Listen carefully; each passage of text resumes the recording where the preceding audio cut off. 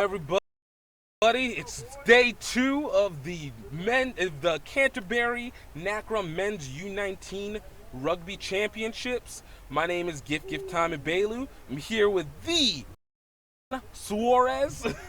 We're here ready for another great day. Today's matches, we have a beautiful setup of USA South Blue taking on Bermuda first. We'll find ourselves watching Trinidad and Tobago taking on Caymans. Ron, we saw a lot of great play yesterday. What's some things that you felt that you took from yesterday that could be brought into today's match? Really think that the level of play is fantastic. These young boys are really playing some really nice rugby, really structured rugby. I did get to speak with some of the coaches yesterday, and they all seem excited about the competition and the level of play. I think today, with the humidity and the heat, it should be interesting. I'm sure you can tell how sticky it is right now. It once again we get beautiful, hot, humid weather to come at this again. These boys are able to have stayed fluid, kept the fluids up, drank plenty of water because it's going to be another scorcher. The rain yesterday probably didn't help anything at all either. So it's like that nice little filament of water hanging in the air. We're right before this game is about to start. As the starting roster for both of these teams.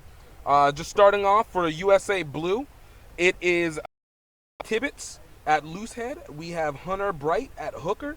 We got Stephen Curran at tight head. We got Matthew at 4. We got James Kinch at 5. We got Brennan Falcon at 6. We got Malik Williams at 7. We have Michael Curran at 6. We got Brendan Falcon at 7. We have Malik Williams at 8. Jeffrey Rain at 9. Dylan Boast at 10. Samuel Tolliver at 11. Josh Ingalls at 12. Williams Pretorius at 13. Caleb House at wing. And Cameron Troxler is going to be leading up at fullback. For the Bermuda side, we will be starting Azzy Mays at 1. Ragul Dill at hooker. Nick DeCosta at tight head at 3. Grenville Lines at 4. McCall Johnston at 5. Dennis DJ Walker at blindside. Astane Cameron Canes at 7. Nick Pell at 8. Chakotay Wainwright Basden at 9. Calum at 10.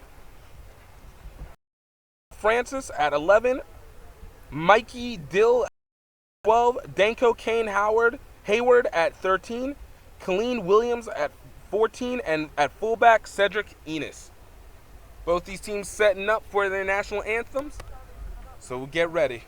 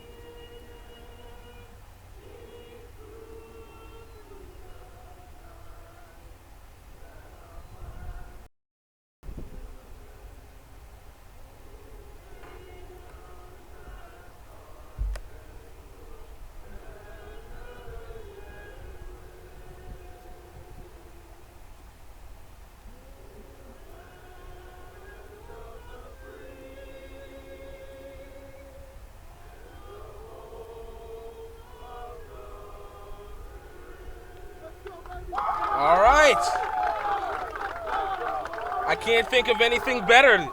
Electricity's up in the air. Everybody's set to go. It looks like it's going to be a great game. It definitely does. Definitely does look like it's going to be a good game. I did get to speak with some of the coaches, and they told me that the guy to watch out for on the USA South is their fly half. Number 10,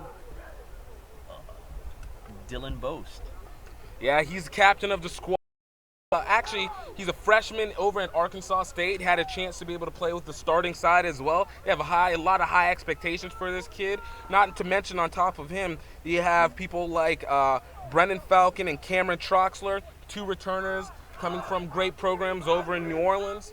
You've seen even from tight head Stephen Curran.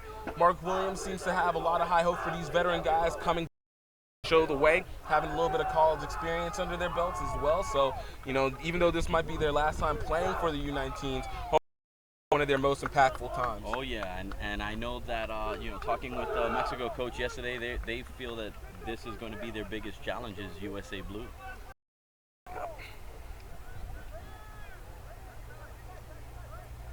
Players are setting up for kick. Looks like Jeffrey Rain will be kicking off for USA South. You have USA South in white over on the right hand of the screen. You have Bermuda in light blue teal on the left hand of the screen. So you guys get ready. It's gonna be some good times.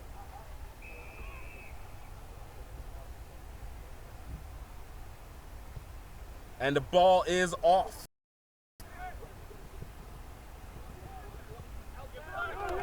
Already, big hit for USA South. Bermuda taking it in themselves.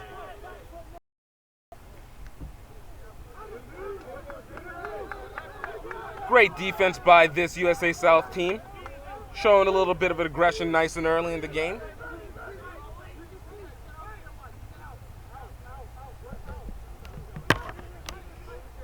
Bermuda taking it out. That was number 6, DJ Walker. With a name like DJ, you have to play hard. There you go. Bring the fight. USA doing a really good job at trying to counter ruck there. Strong play by this South team. Pushing the Bermuda offense back. It's almost back at the 22, starting from the 40. And we look like we have a penalty. It's going to be a penalty advantage going to Bermuda, not coming around the side, not rolling away. Not rolling away, look like.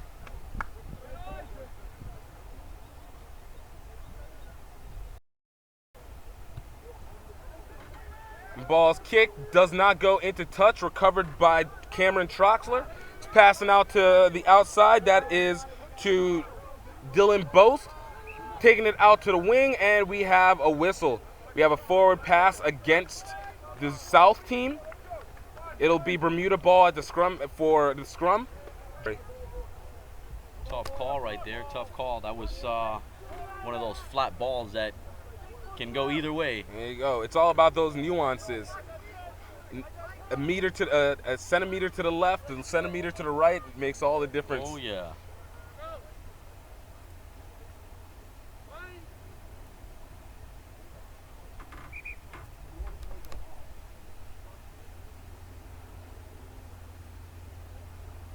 We have a little bit of happy feet. Got to get the front rows together.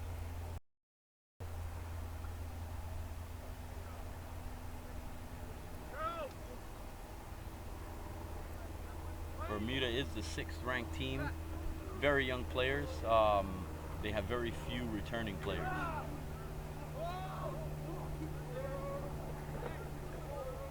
And 8-man gets it off, and a quick defense by that USA South team. It looks like we have a knock on. It's going to be South possession on the scrum.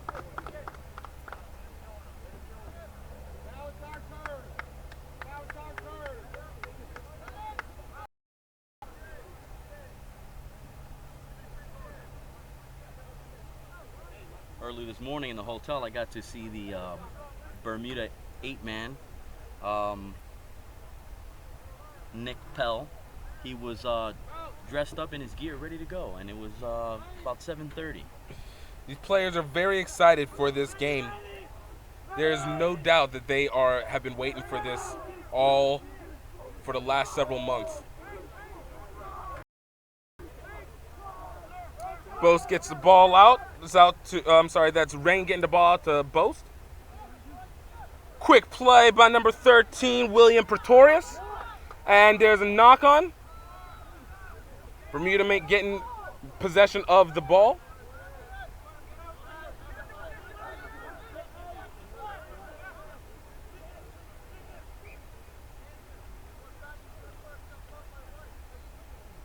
They're going back to the first knock on by USA South.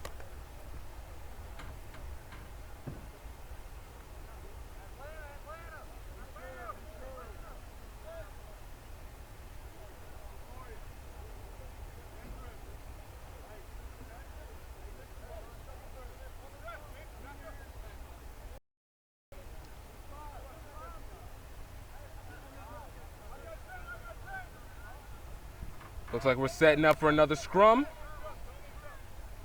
Be our first chance of getting to see the Bermuda back line if they get the ball. Bermuda getting it out, goes right out the back, and big hit by USA South. And the counter ruck has been made. South trying to take possession of that ball.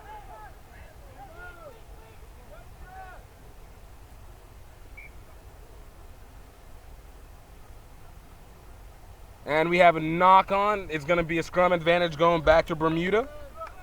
There goes that slippery ball I was talking about earlier. Yeah.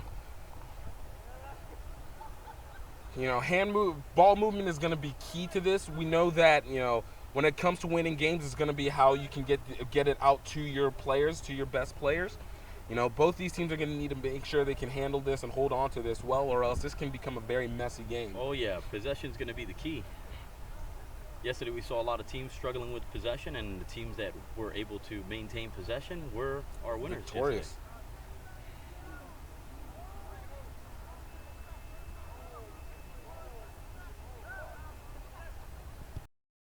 Just missed block kick. South recovers. That's number 11, Samuel Tolliver.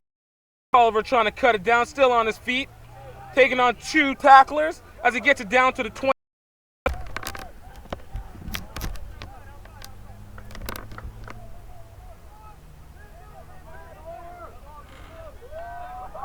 USA South still maintaining possession. Crash down.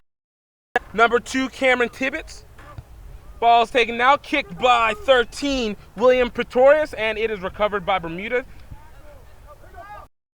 Open field tackle by USA South as ball is kicked out, still stays inbounds. And, big high tackle by number 14, Keelan Williams, trying to recover the ball, his own kick ball. Ref calling time, and it does look like he's going, and that is a yellow card. Yellow card for the day. 10 minutes into sin bin. That's a yellow card for number 14, Keelan Williams. Yesterday we saw a lot of yellow cards come out. Referees are being extremely tight on the high tackles. It's always about safety, especially when it comes to U19s. You got to look out particularly. You got to make sure skills are properly honed in. So it's important that the refs do make the shots even if they can feel excessive. But yesterday's refereeing was very, very good. Oh, yes. Yesterday's refereeing was excellent. And I actually do like the fact that the referees are hard on the high tackles.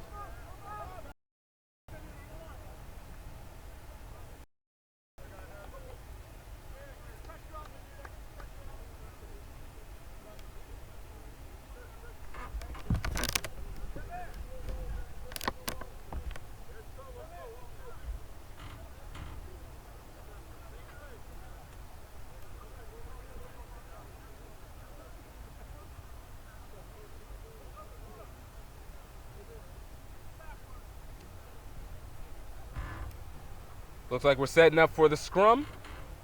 Bermuda looks like they have the scrum possession. Chakotay, Wainwright, Baisden.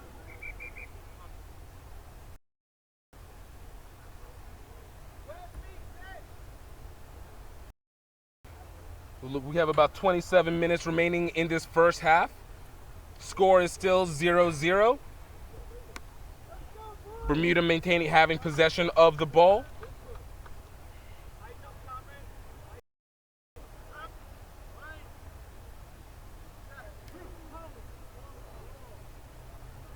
Really excited to see what this Bermuda backline can do.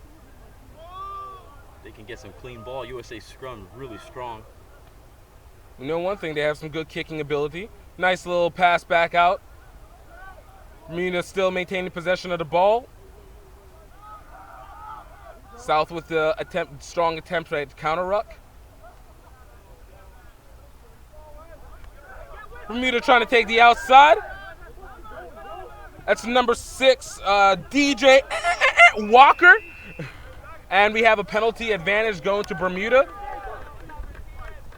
Yeah, and you got to maintain your balance and maintain your form whenever going into those rucks. Can't launch yourself, can't leave your feet.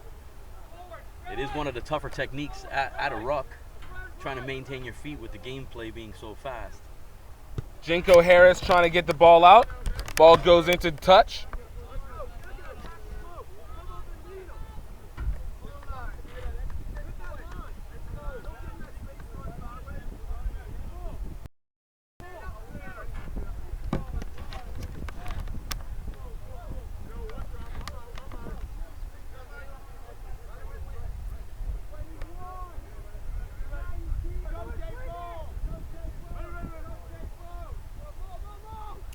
And ball goes to the back part of the lineout. It's number 5, James Kinch taking the ball in, and it goes right back into touch. It'll be Bermuda's possession.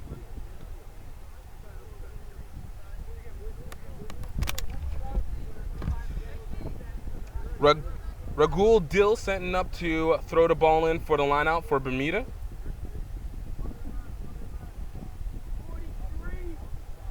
Both these teams really trying to get this morning rust out of them.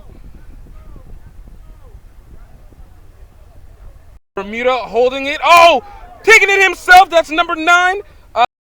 Chakotay Wainwright Bazin taking himself down past the 40-meter mark inside USA South territory. Another big crash by Bermuda. And ball's taken out. Nice dummy pass, trying to get it out to the centers, and a big hit by USA South. Great open field tackle. Ball's lost backwards, and looks like South was able to steal the ball into ruck, taking it out to the outside. That's number 3, Stephen Curran. Curran taken down, and it is recovered by Bermuda. It is possession held by Bermuda, and they are able to kick it off, pushing South deep, and we have DJ Walker, way off sides, going hard on the run.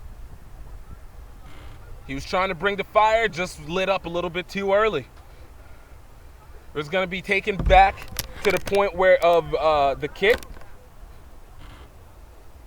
That is one of those tough laws of the game that in the moment you tend to forget. Got to give credit. All these young men are trying to put their hustle in. Just got to make sure you remember what these laws mean. It's going to be a Bermuda possession. Chakotay Wainwright up to place the ball in.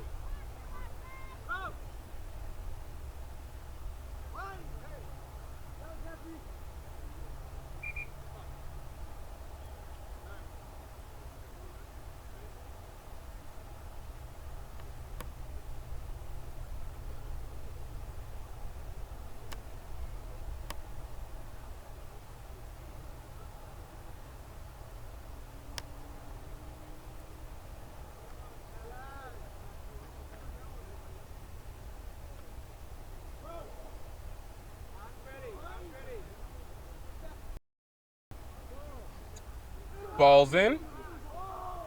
Taken quickly out to the back. And ball's out. Bermuda taking it out to the edge, trying to get it out to the outside. Wing catches it on the fly, trying to evade one, and it's lost forward, recovered by USA South. That's number 4, Matthew O'Connell, recovering the ball. I'm sorry, that's Caleb House recovering it. Ball's picked up by Kinch.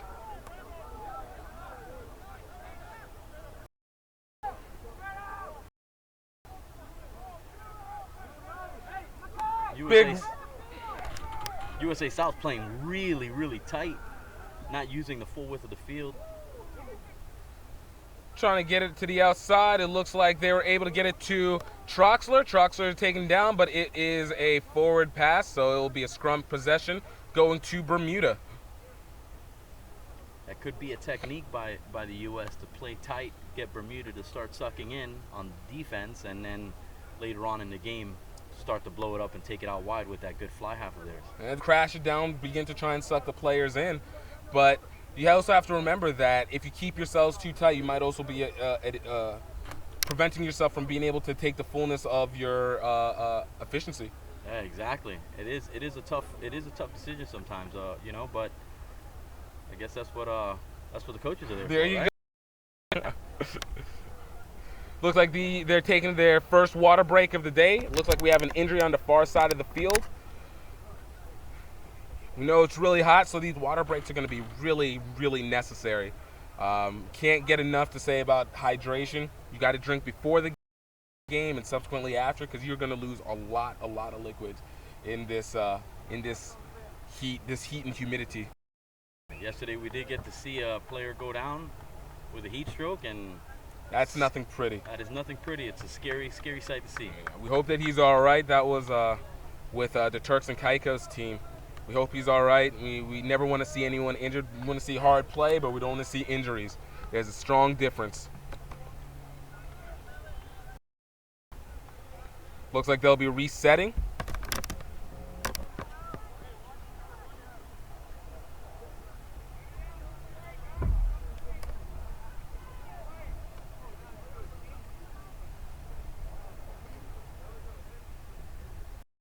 Bermuda scrum.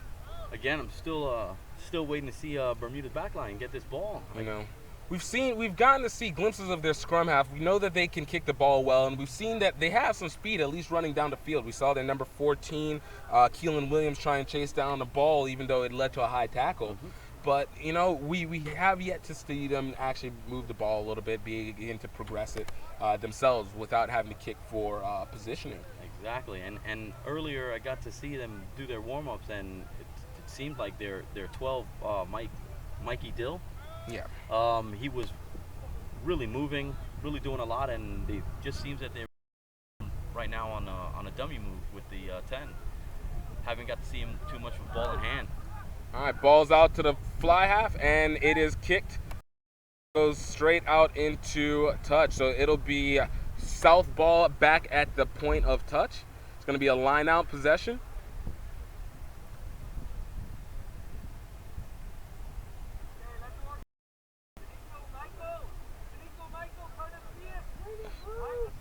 Always one of those. I hated when I received the ball and you have big vision of where this ball's supposed to go, and you kick it and it goes straight out.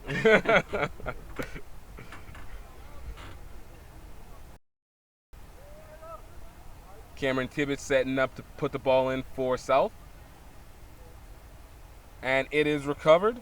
And we have a penalty, not straight.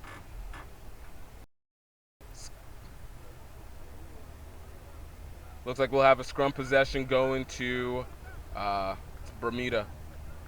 We've really struggled in the last, this being the third game in the last 3 games, with teams are too focused on getting line-out play working right. You know, it's important to be able to get those phases in nice and early. We could give a lot to the fact that it is early in the championship. We still have a lot of games left to play. It's important that they are focused on basics, making sure that they can create phases out of the line out. A lot of plays can come from there. Looks like we have a quick by USA South, and it is in! That is Jeffrey Rain taking in the first score of the day for USA South off of the scrum possession. Actually, there was a penalty called. I did not see what the penalty was. It looked like maybe a foot up, and he took the quick tap. It is 18 minutes into the remaining in the first half.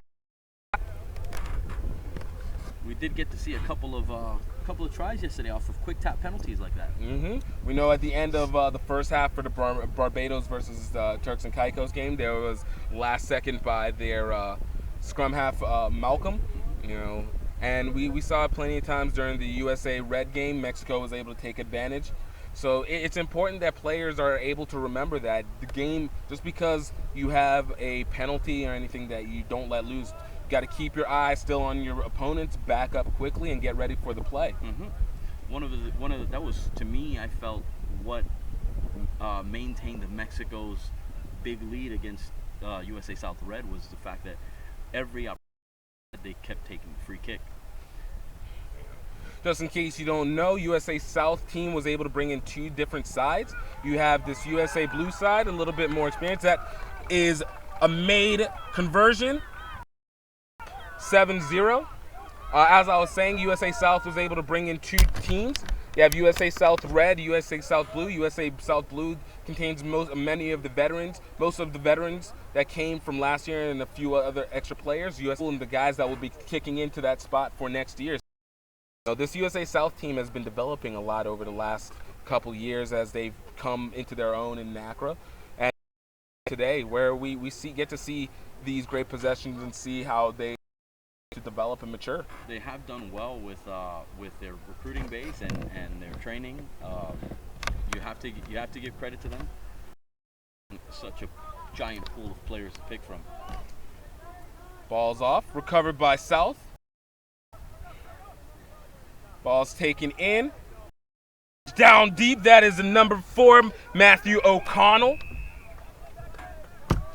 Looks like we have holding the ball inside the ruck. It's going to be Bermuda ball. That was DJ Walker there. DJ Walker coming over, making the tackle, releasing the player immediately, and going for the poach. DJ Walker bringing the fire.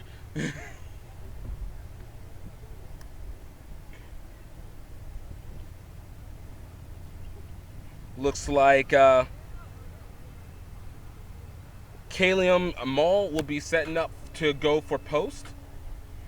Kind of try and get some points on the board. Keep the game close. And the score is no good. I think that might be the first or second penalty kick that we've seen this tournament so far. Yes, we have. Not many teams have been taking penalty kicks. Ball will be taken. Missed opportunities. Giant and big missed opportunities. You always want to try and keep the score as close as possible. It is a long game, so you never want to get too far out. South getting the ball out. Recovered by Bermuda. Bermuda's a big 15 Cedric Ennis trying to take it. South gets the ball. That's Cameron Troxler trying to find some space. Taking down, maintaining possession. South getting the ruck over. Ball's taken now deep.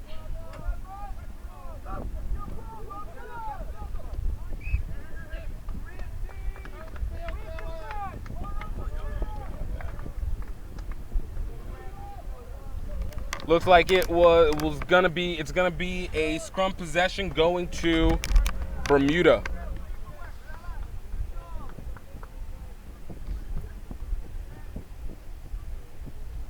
As we said with this USA South team, they brought both teams, talked with head coach Mark Williams for both teams. He wanted to about an A side or a B side, but it's a factor of both teams just having different levels of experience. They both have personalities on their own and can look to bring a lot of impact to this tournament. We don't want anyone to consider this as the better side versus having a second side, because they're considered as even keels among the team. They are an extremely tight group. I got to see them there in the hotel, and it seemed like players from the blue team and the red team were just hanging out together. You got to understand, obviously this is these guys have had a chance. They've played together. The only difference is that they have to get on the field at 2 different times. Oh yeah. You can't beat that. We saw Red play up against Mexico, even though the score was higher, was a nice little distance, but we saw a Red team really not look dominated. They staying with that Mexico team outside of a few opportunities missed here and there. They were able to keep up, and that is a very good Mexico team, number one coming into this, and having all the expectations to return as the champions. Bermuda gets the ball out, quickly tackled by Brennan Falcon. That's number 7, Cameron Keynes, trying to take the ball in himself, and Bermuda getting the ball deep inside territory.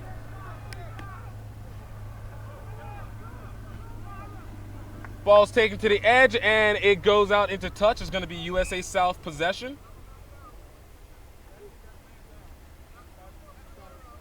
Looks like we're going to have a water break. We have a couple players down on the field. Again, you never want to see it. It looks like this cramping is starting to kick in. The heat is starting to pick up. I mean, it's on the field. As much as heat rises, it seems to want to settle down here when the water is followed by it. Oh yeah, it's at the hotel this morning, I knew that it was going to be a hot day, and not a cloud in sight. Yeah. Looks like that was number 8, Malik Williams, who was down with the cramp. Looks like he's back up, trying to get some water inside himself. Bermuda had a really good chance there. They got a break on the outside. Their wing, number 14, Colleen Williams, makes this great break. Was still able to maintain possession of that ball, and then the forwards decided to take a pick and go to the right, and when they pick and go to the right, their prop got pushed all the way out. There has to be a better awareness of the touch. And you got to give it credit. You have to also give credit to this USA South defense. They strong defense, very fast. They seem to be coming quickly off the edge from the scrums. So even though Bermuda's not able to get the push, it goes both ways. You have to have that awareness, but you also have to recognize that this is a very defense. This is considered USA South Blue is the 3rd ranked team for this, and they're trying to make sure that they show it. But Bermuda, you got to give a lot of credit. Bermuda's scrum half, Basin, he's been take the ball in himself and control this game. Slowly try and bring in this South team. Ball's knocked off the top, recovered by USA South. Deep inside South territory. Bermuda trying to poach the ball, but South able to maintain. And ball is kicked right out into touch. Looks like it'll be a short touch gain. Just taken just outside the 5 meter. So it doesn't look like there will be much of progression. South still cornered deep inside their territory. Boast getting a real good ball, went low on it, but just didn't travel the way he wanted it.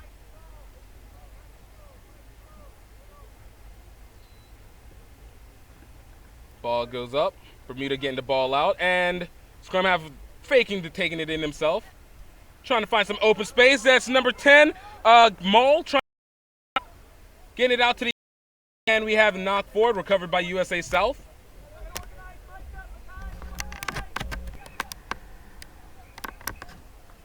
And it looks like we're going to have a penalty called. It's going to be a scrum possession going to South, taking off the initial knock.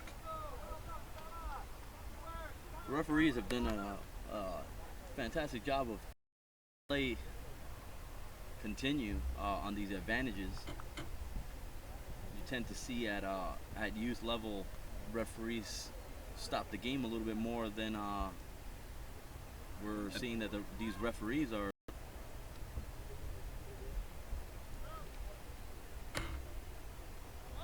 Bermuda set up deep for the kick.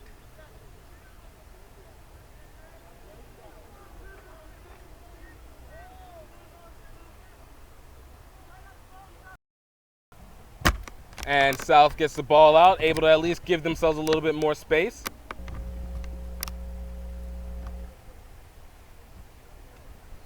It's going to still be Still be inside the 22. Giving them maybe about 3-4 meters of space further.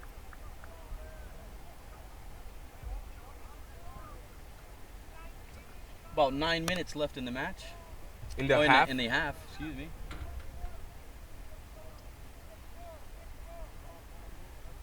Bermuda maintains the line out, and we got the maul starting. Big maul happening, and it looks like we have another whistle. Looks like the ball was not. It's going to be a scrum possession going to USA South. Got to give credit to Bermuda there. When you are in a maul, you kind of just focus out all sounds, and that referee blowing the whistle, that's the last thing you really care about. Hey, look, they dropped their heads and started grinding, and they were getting good push. Unfortunately, the ball wasn't straight, or else you saw a great advantage for them to be able to put some points on the board. Had good forward movement there, putting a lot of pressure on the USA South forwards, and ended up getting called back.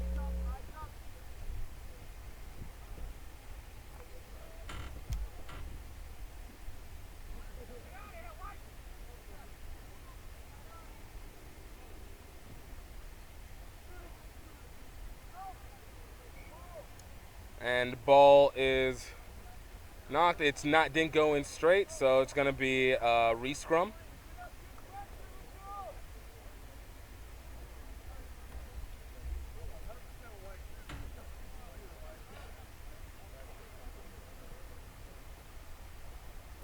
Rain's going to have another shot to try and get that ball in. Looks like hooker Ragul Dill is doing a really good job of pressure in that scrum, trying to win back ball, trying to win ball against the head. Phrasing.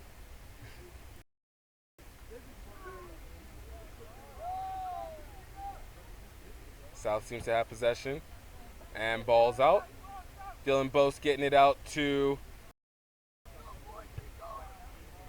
and nice deep kick by USA South. That's Cameron Troxler. It's recovered by Williams. Williams trying to evade one, and it was a 14-on-14 attack. Cedric Ennis trying to find some space. USA South just quickly to the ball. USA South able to get the possession. Bermuda territory. And Bermuda was able to poach that possession. That's number 9. There you go. A little bit of happy ball happening. And we have the ball going out on Cayman. Great reaction by both South and Bermuda. You know, you got to give it up to a really strong hustle. Both teams getting down there quickly. You got to give it up to Chakotay Wainwright Basin, who's just been a terror to the USA South there. He, again, for a scrum half, makes a tackle on a big guy, releases, goes for the poach, and wins ball back. Wins ball. South able to maintain possession. Bose gets it out. Trying to take it out to the outside. Bose trying to find, still on his feet, still trying to take it in himself, trying to look for some support, cutting it in, and he is taken down just inside the 22. South maintaining possession of this ball.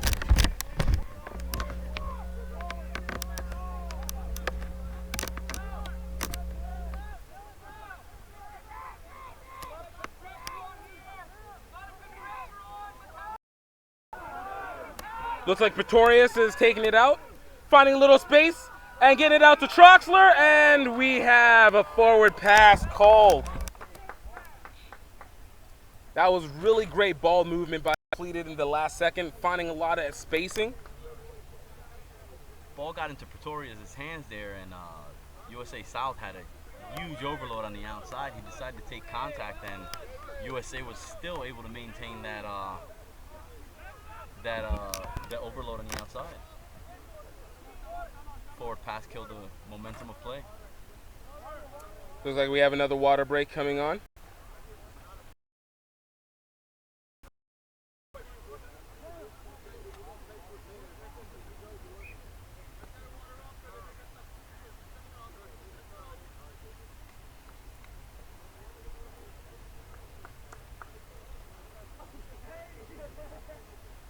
Looks like we have number 19, John Williams, coming on. Looks like that will be replacing number 8, Malik Williams.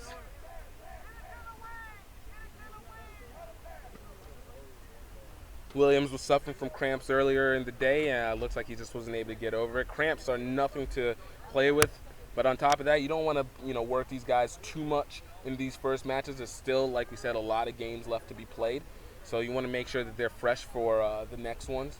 But can't lie, cramps are absolutely the worst. Definitely are.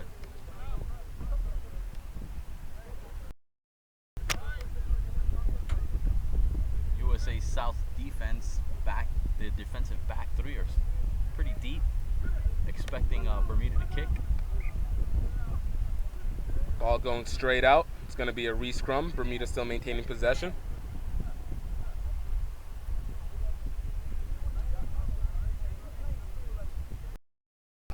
Just getting to the 3-minute mark in this first half. 3 minutes, about just a little over 3 minutes remaining in this first half. USA South still up 7-0. Not much scoring has happened since that close, but still unable to finish those phases out. Bermuda getting the possession. That is Wainwright Baisden. Touch. Big hit there on. They're doing a pretty good job of getting the ball in Colleen Williams' hands. I guess he is their speedster. Just hasn't had a good opportunity.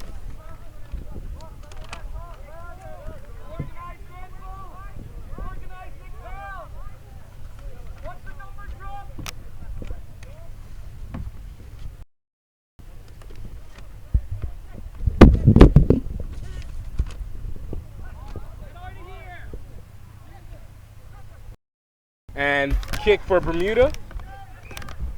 And it looks like we will be having a line out, or it's going to be a scrum.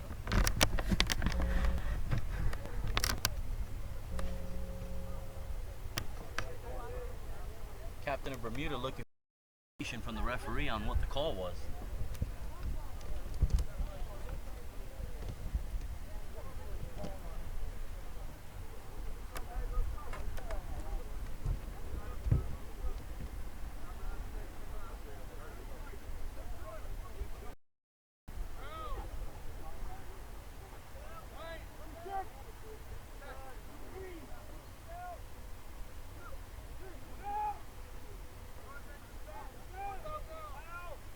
Wainwright Baisden able to get it out. Nice little cross to the fullback at fly half, and ball's kicked out deep.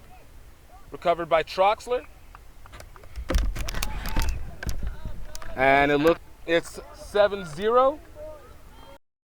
7-0 at the half. Playing hard. We'll be right back. You guys are listening. USA South taking on Bermuda for the Canterbury 2015 NACRA Men's U19. My name's Gifttime and Bailey. This is Ronnie Suarez, and we will be back.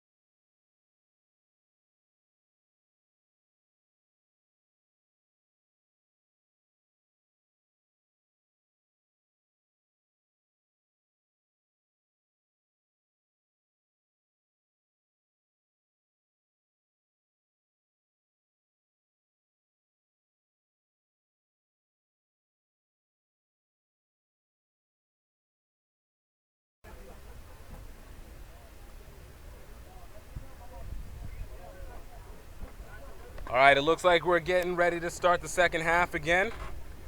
USA South still in the lead, 7-0. Barbados playing very hard, haven't been able to put points up. Bermuda, I apologize. Bermuda haven't put points up very hard, been able to do 22s. What are some suggestions you think that they should do to help improve their game?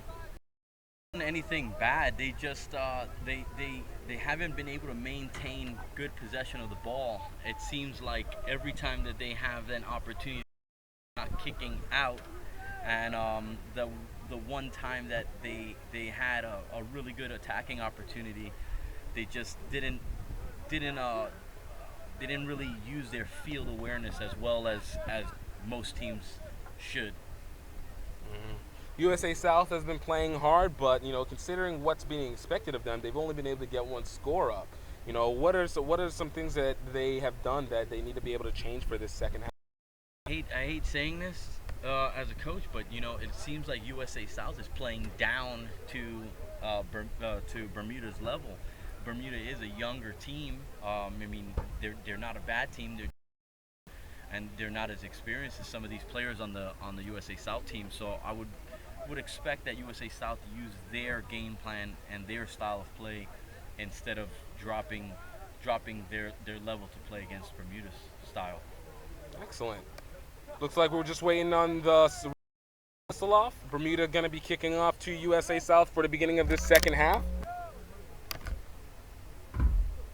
I was listening in on the coaches for the USA team here, and they were saying that the boys need to, play a little bit fiercer, a little bit stronger, hit a little bit harder. I'm guessing that will take it to them. South showing a little bit of aggression, trying to kick the quick run on, and it is Bermuda. Nice little pass over to their number 12, Mikey Dill. Bermuda doing a job of taking contact and offloading in the contact area.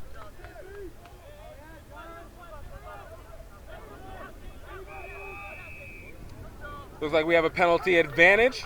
It's going to be going to USA South. Looked like it was a diving overcall.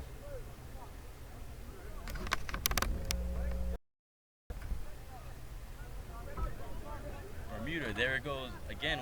Like I was saying earlier, where they have good phase play, and then something like a penalty stops that from continuing on. South will have the advantage playing inside Bermuda territory. It's going to be just past the 50.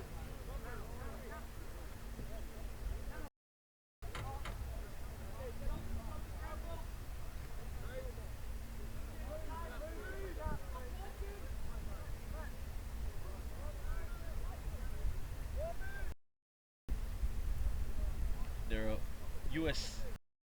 hooker, Hunter Breed, was working on his line-out throw at the half. And looks like Bermuda able to recover it. Nice big hits, not able. And we have a breakaway pass! Run! That is number 12, Mikey Dill. Getting some space for Bermuda, and ball's lost. Gone into isolation, was unable to maintain the possession.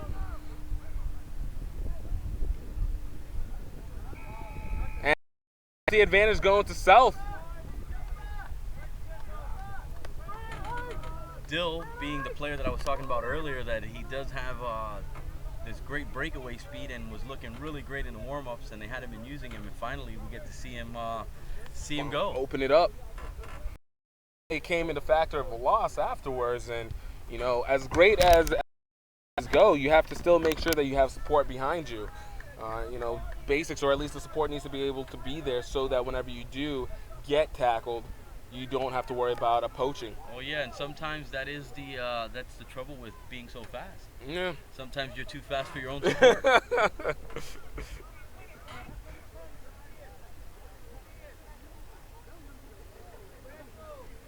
Tibbetts setting up to throw in for South.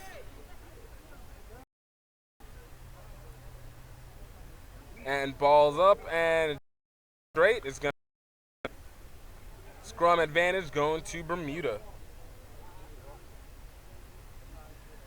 USA's lineouts again having trouble. Yeah, this is the second half. You know, we were talking about this a little off camera, and you were talking about how those first 20 minutes, you know, it's always anybody's game. But after that moment, that's whenever you find out who's really playing at the top of their game, where the experience kicks in. Yeah, I tend to think of it as sort of like a boxing match. Those first couple of rounds where the fighters just kind of feel each other out, see where they can gain the advantage, where they can't gain the advantage, and see where their game plan is going to work. And then all of a sudden, you know, it's time to throw down. Right.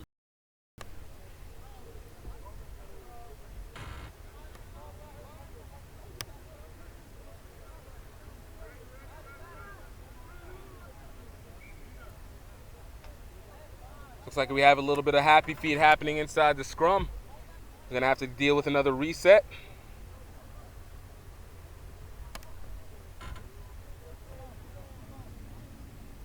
Scrum right on the 50, on the 15. Pinpoint to that area right there.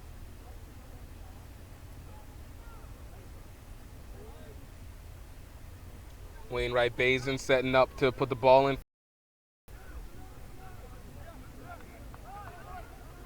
And ball is put. Big play by the 8-man, number 19, John Williams, and South trying to find a little bit of space. Bermuda going for the poach there, not getting it. That was close. Nice aggressive push by South. South's trying to take it out, gets it out to Bose. Bose taking it into his center. Josh Inglis, and taken in by Cameron Tibbetts for the score.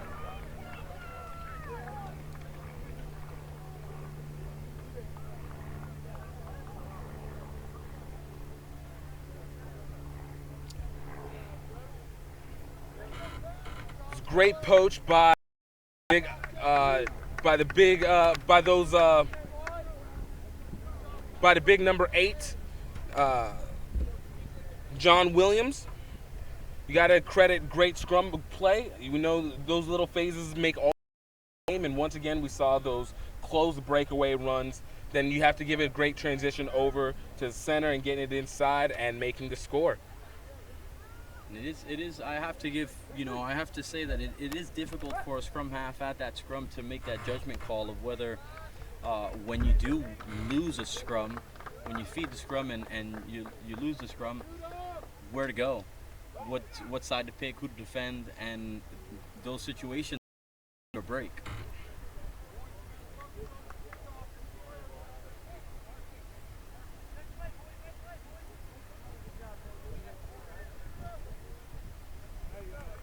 And the conversion is good.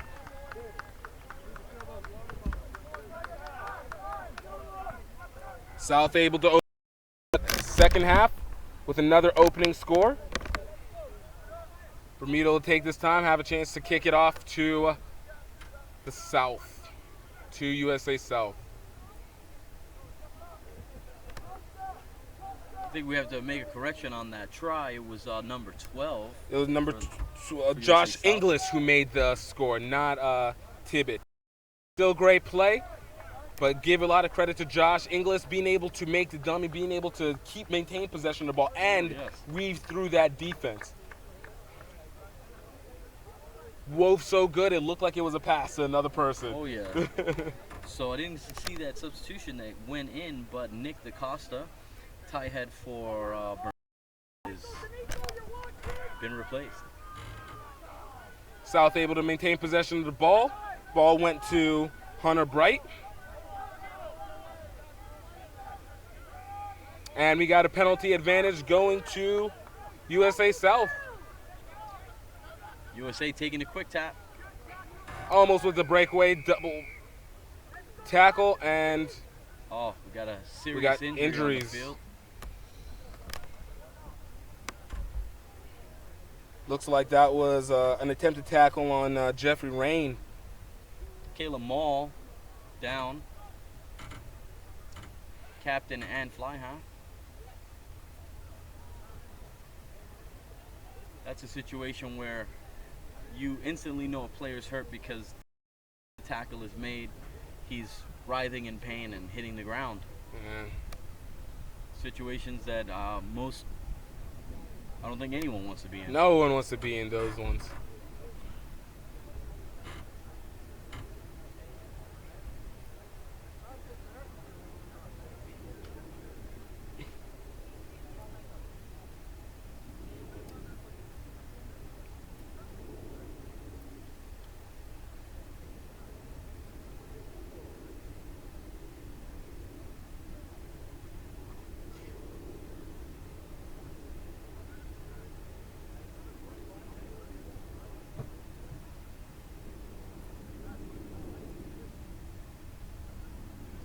Looks like at least we're getting another water break for them. We're 26 minutes left in the... Still anybody's game at this point.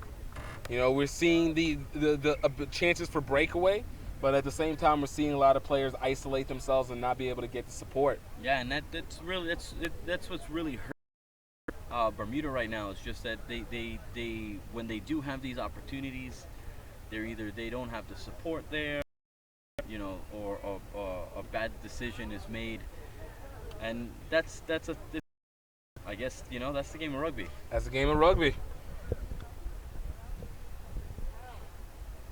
It's a contact sport for a reason.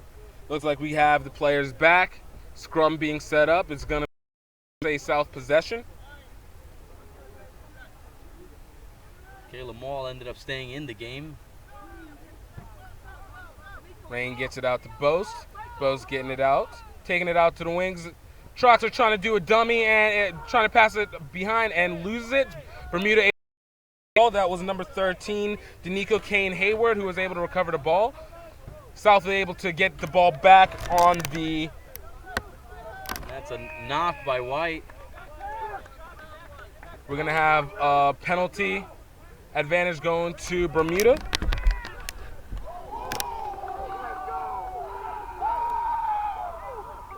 Looks like we're going to have another penalty to Bermuda. Looks like we had the big hit by the number 7, by number 17, Judah Ogabui, and it looks like he's down for the count. Prior to that hit, he was celebrating. And attention, and to react, turn around, react quickly, and make the big hit. But it seemed like the big hit got the best of him. Yeah. Looks like he's getting back up to his feet. And it looks like he's back in, so no real major damage. Wainwright Basin setting up for the phase for Bermuda. USA South getting ready for a strong defense. Ball's taken in by number 11, Jinko Francis. He's taken down. Looks like it's going to be a knock-on. Knock-on advantage to South. Is looking to kick the ball away, and it goes out into touch.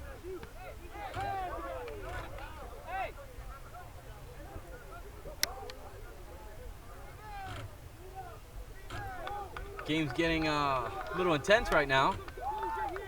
Looks like USA South is trying to bring the aggression that they were lacking a bit in the first half.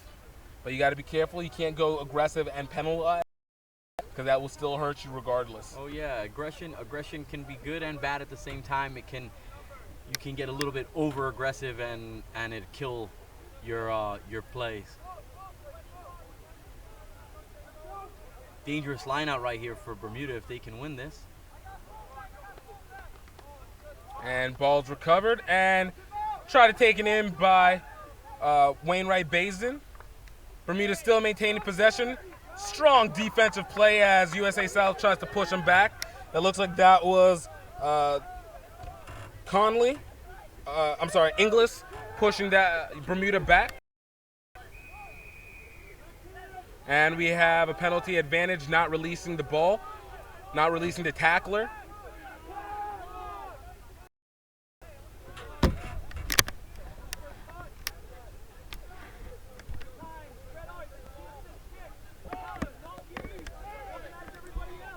Just over 23 minutes left in the half. USA South Blue up 14-0. Good kick by Bermuda. Bermuda showing a lot of gusto, staying deep inside the USA South territory, haven't given up a lot behind other than the first score in the beginning of the half. They're pushing hard on them, you know, and you have to give credit to these boys. They're playing, they're stepping up to the challenge, and they're taking it. Being the number 6 being the 6th seed, they're bringing it right now.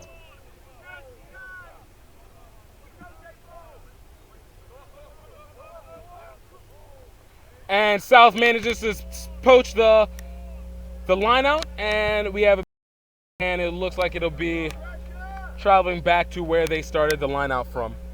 Bermuda putting a ton of USA South there after winning that line out.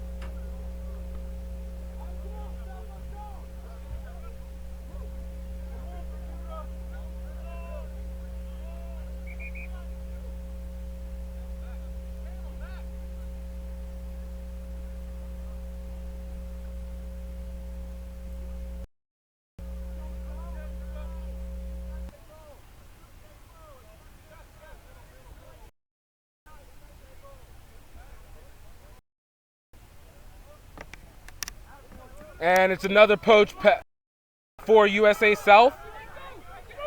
That was won by Judah Agbehi.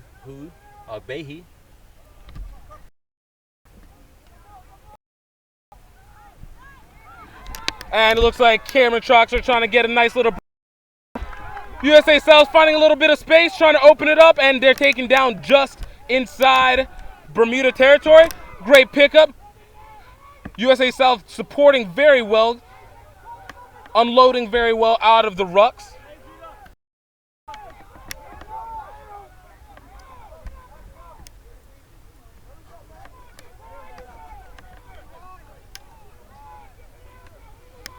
Ball's taken out to Bose, taking it out to Ingles, taking it out to center, trying to find a little support, and we have ball still trying to kick it. Great tackle by Bose, and we have a penalty advantage going to USA South. Ryan looking for the quick, digging deep, taking down to the 5.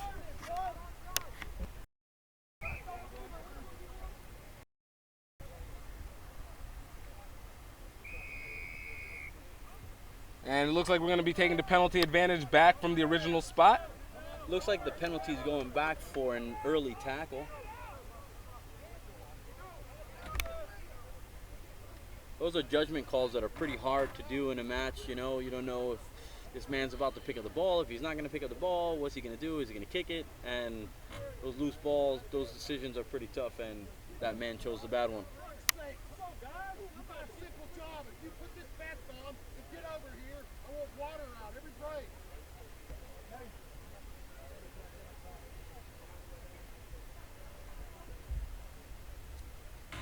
Gotta appreciate our breaks.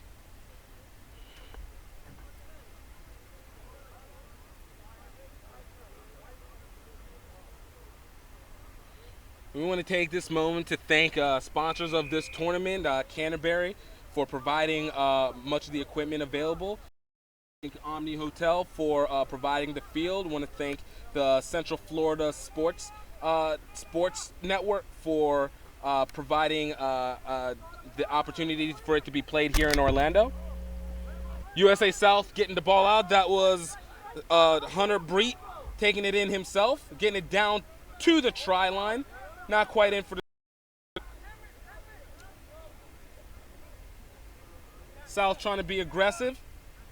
And we have a scrum advantage going to USA South.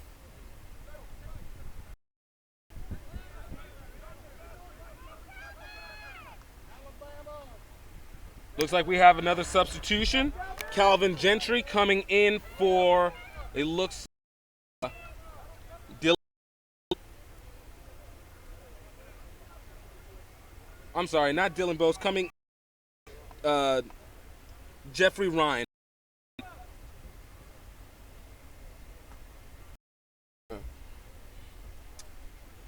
William Pretor moving out to the center.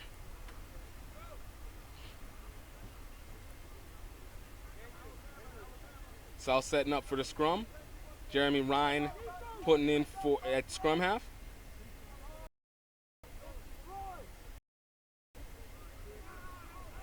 Big push, and looks like trying to get a little 8-man push by John Williams. Taken back down to the try line.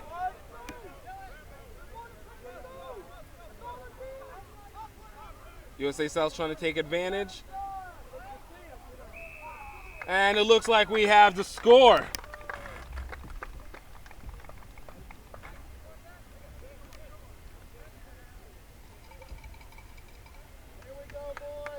USA South gets another try in the books.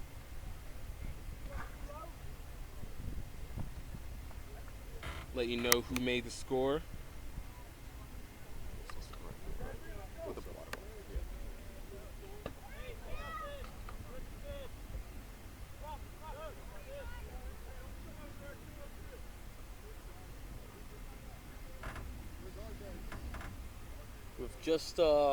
With just about 17 minutes left in the game, that might be the clincher. That might be the clincher. Looks like that was Michael Curran who made that score for USA South. Dylan Bose setting up for the conversion. Bose has been 2 for 2 for conversions. Let's see if he can keep the perfect record. And ball swings wide left. Score will maintain 19-0. South up on Bermuda. 17 minutes remaining. There's still a lot of time left on the clock. Bermuda is going to have to really, dig deep and find the space. But, they can still get scores on. They're only down by 2 tries and a conversion. 3 tries and a conversion. Yeah, it's pretty tough when you have that situation where there's 15 minutes left in the game, and you're losing your flow. Once you start losing your flow, it kind of tends to carry on throughout the team. So you need that one moment. I always say you need that moment. Whether it's a big hit or breakaway. You need that game changer moment, and that's what Bermuda needs right now. They need a game changer moment, a game changer player to do something. Ball is knocked on by Matthew O'Connell.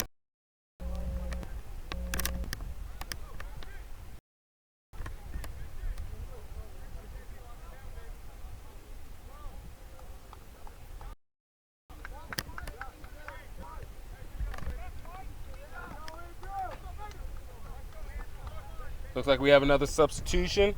Looks like Andrew Williams coming in for our try scorer. Yep, Mr. Josh Inglis.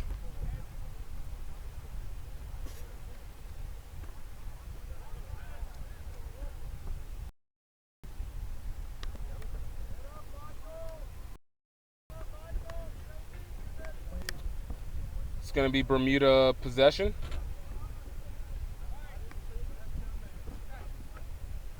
Janico France is putting in for Bermuda as Chakotay Wainwright Bazin had been subbed out.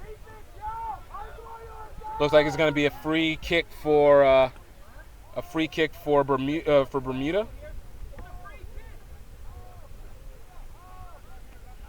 South setting up to put some defense.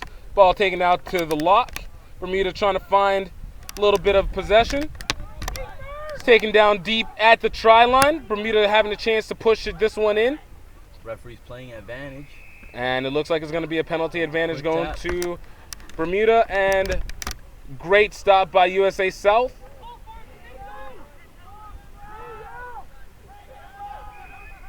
Looks like we have another penalty. Bermuda with the penalty advantage. You need your key players, and number 9, Chakotay Wainwright Basin, is out the game.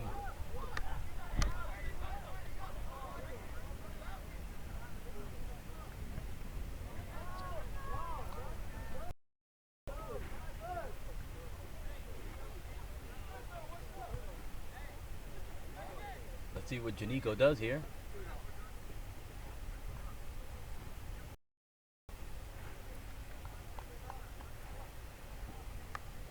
Referee is confirming with his touch judge of a situation maybe he didn't see off the ball.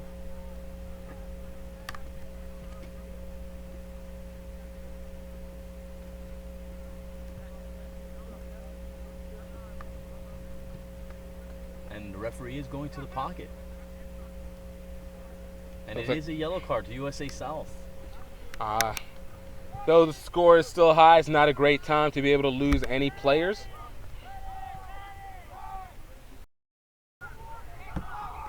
And ball is recalled, not taking it off. Doesn't look like he was taking.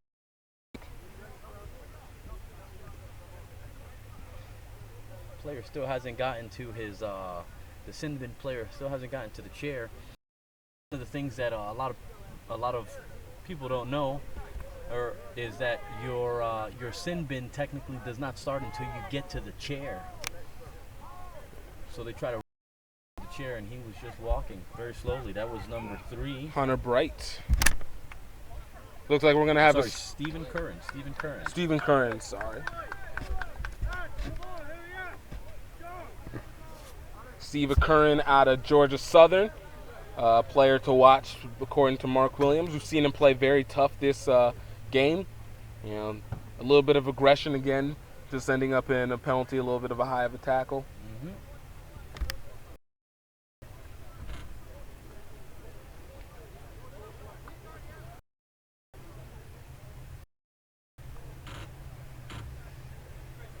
Looks like we have another substitution for USA South. That is the injury substitution for the prop, who is currently out. So they pulled out the wing, and that would be Anthony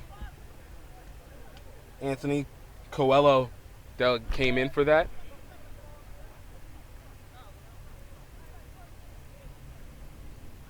Number 14 came off the field. And ball went straight out, so it's going to be a re-scrum.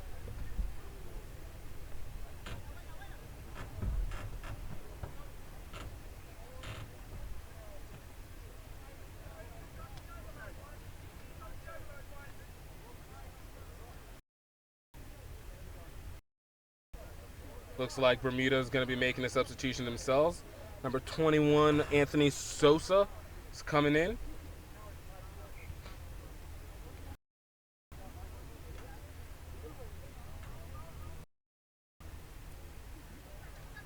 Looks like that's Michael Dill, I believe.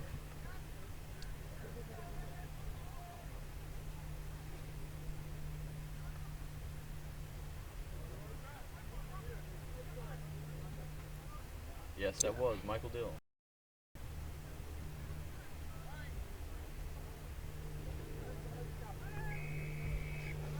Free kick for Bermuda, and a quick. Oh, and he did not take it from the mark. It's opportunity. Just try and get some points on it. Yeah. There's still 10 minutes remaining in this match, so it's still anybody's game. If you can get a quick score out of this situation, it gives a lot of momentum back to try and finish strong.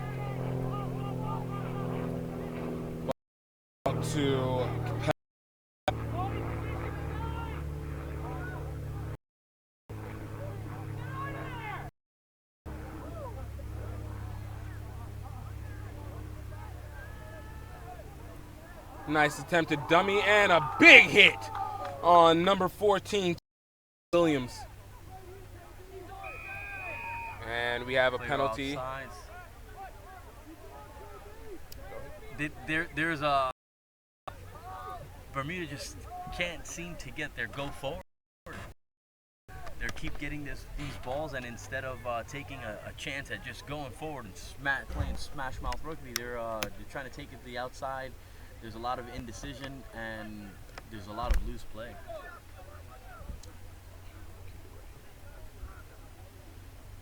Chakotay Wainwright Bazin is back in the game.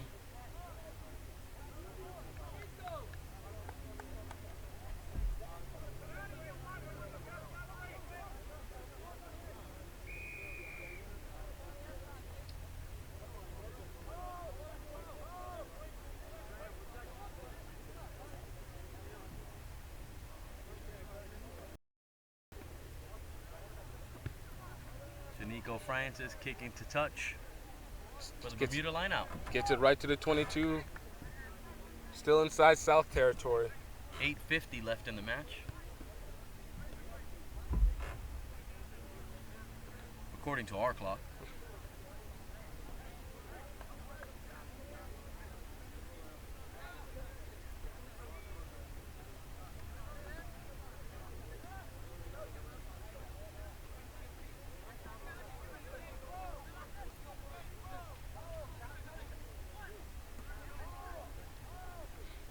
South able to poach that ball in the line out, maintain the possession, find a little space. Huge open. Nothing but space going all the way out and in for the score. That's number 9, Jeremy Rain, getting the score for USA South. There is a penalty called by the referee.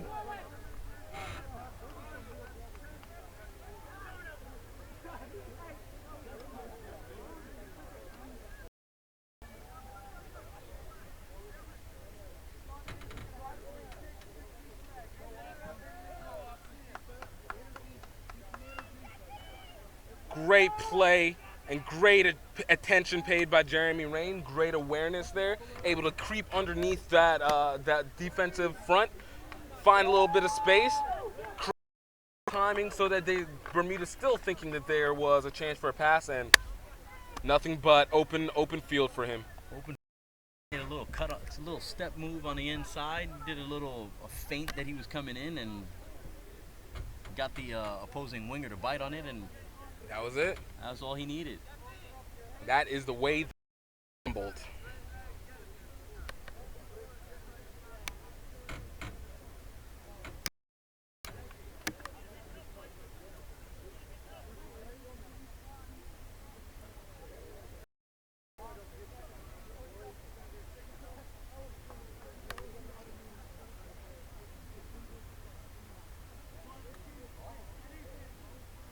USA South Blue has played a good game. Not as good as we were expecting them. They played the first half a little bit weaker than we had thought. A little sluggish. A little sluggish, and it came in the second half and changed it up, put the intensity there, and have really taken it hard to Bermuda. 24-0, 6 minutes remaining in this half.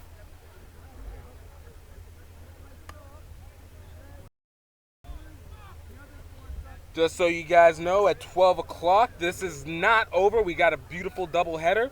Trinidad and Tobago will be taking on Cayman Islands, and it looks like it'll be another great game. Both these teams very anxious. Cayman Islands is probably one of the most anticipated, most talked about and anticipated teams, right under Mexico and USA South. You know, you have a great, strong returning side. Trinidad and Tobago also having a lot of acclaim underneath them, bringing back a good number of players. So it should be excited to see. So we suggest that you guys stay tuned. Great rugby, and you know, you get to listen to us two jokers. Cayman usually does have a pretty good U19 side. They tend to have a huge youth development program down there, and I'm really excited to see what they bring. My club side that I was coaching some years back, they played against their Cayman U19, and that was a great match.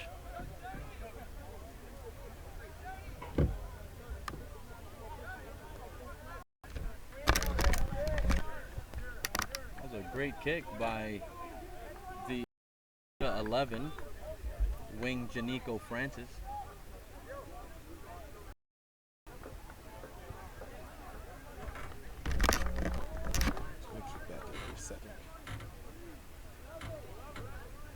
We apologize for.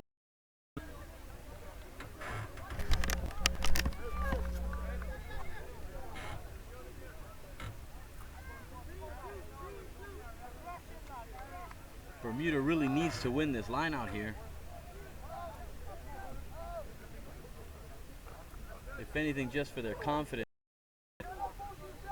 Looks like we got a little jumble ball. Bermuda still maintaining possession.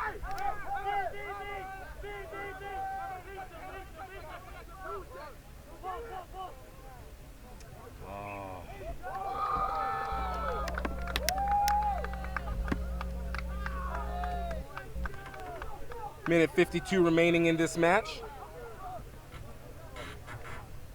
That was a bad ball given out by the scrum half. Gave that ball out and had two players blocking the man that he really wanted to get that ball to, so that man all of a sudden received the ball blocked.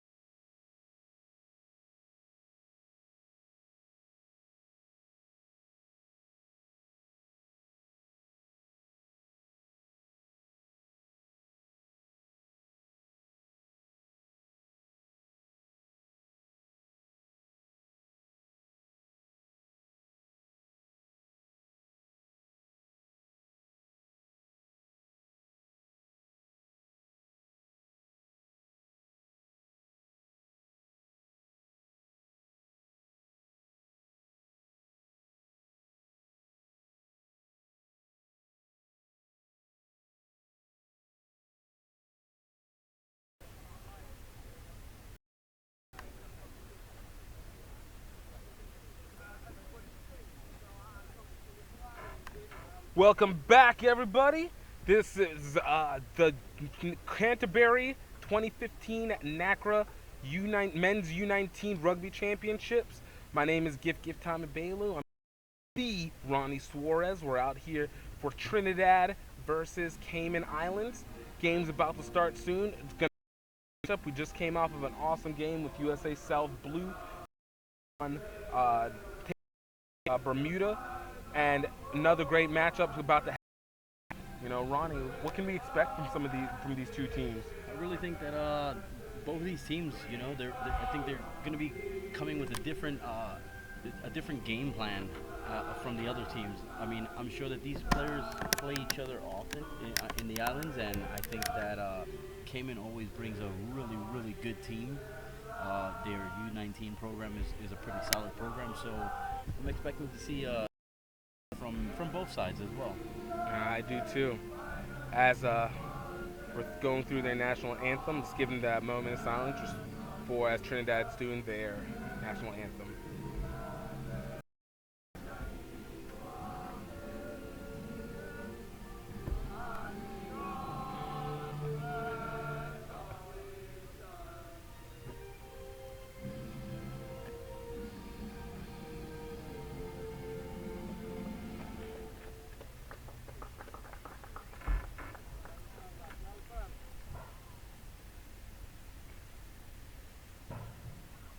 Cayman Islands should be having their national anthem coming up next.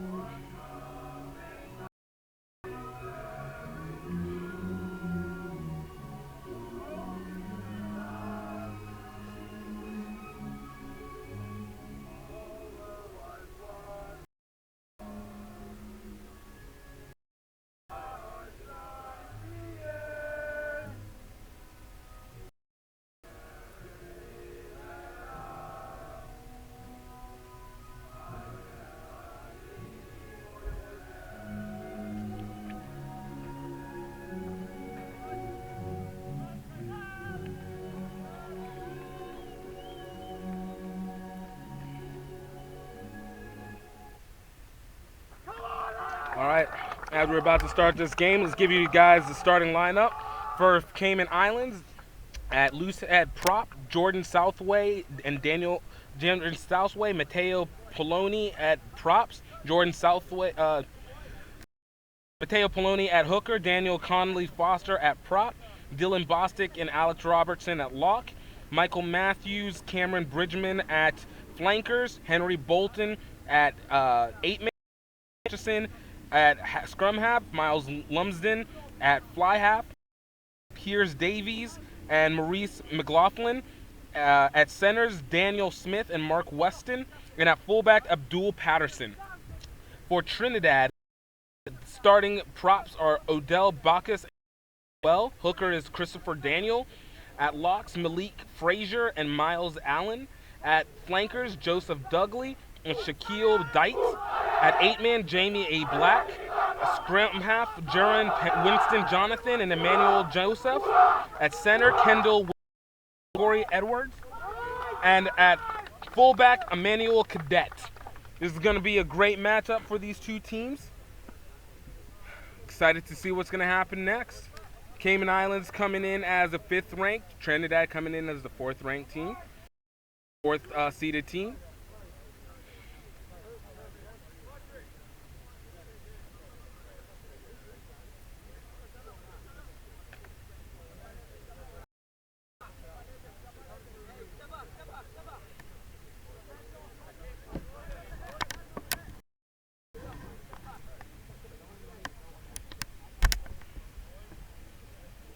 Trinidad will be kicking off the Cayman, waiting on the ref, and getting this game.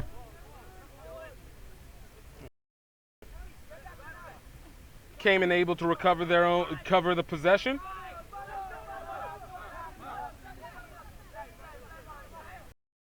Great push right off the bat. Cayman Islands trying to use those forwards to crash ace.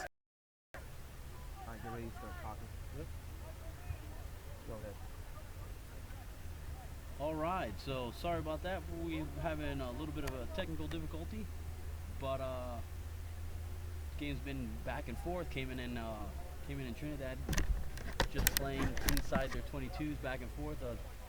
Cayman did try for the kick for points, and the kick was no good.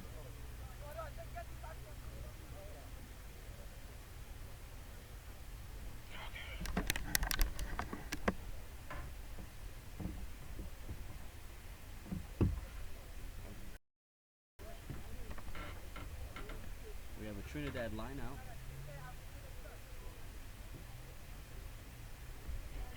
Both teams opting to play to maintain their style of play really fast, and Cayman sticking to their really strong defensive line speed. Trinidad trying to take it up the middle. A little forward action happening.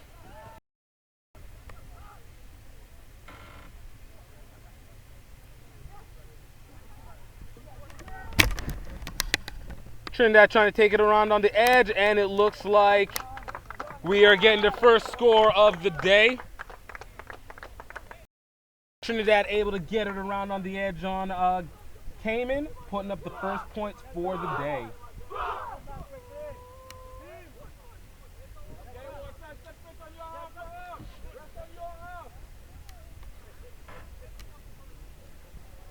Looks like that was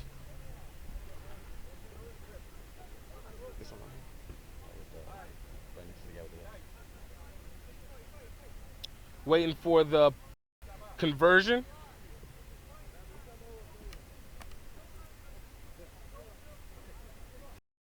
I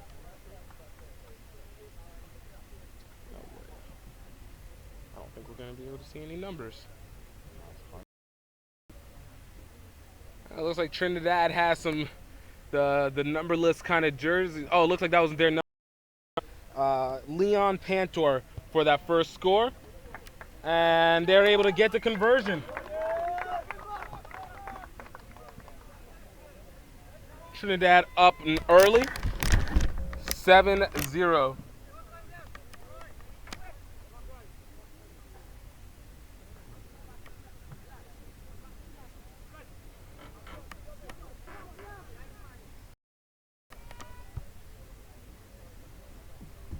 Conversion was made by Jaron Pantor. That's the brother of Leon, the try scorer. Nice little scrum half to fly half brotherly duel.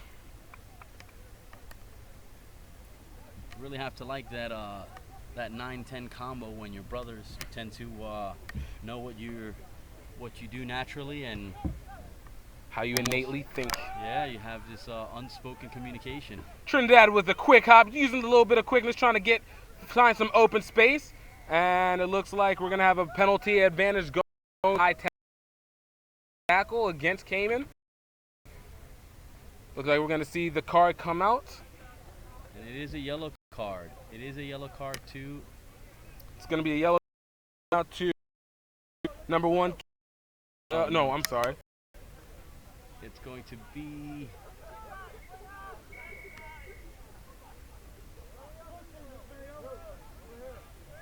Going to be number it's hooker Matteo Poloni, who will get the first penalty of the day for Cayman.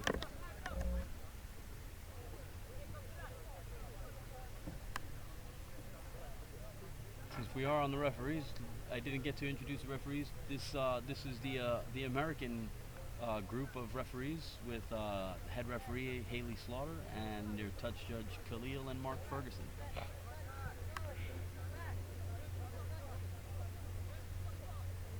Referees have been extremely strict this weekend with high tackles, and they are not strangers to pulling out the yellow card this weekend. Trinidad finding a little bit of space, trying to get it out to the outside.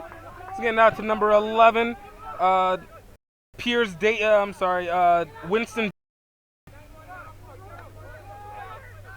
Trinidad trying to hold possession. Pantor trying to get it out.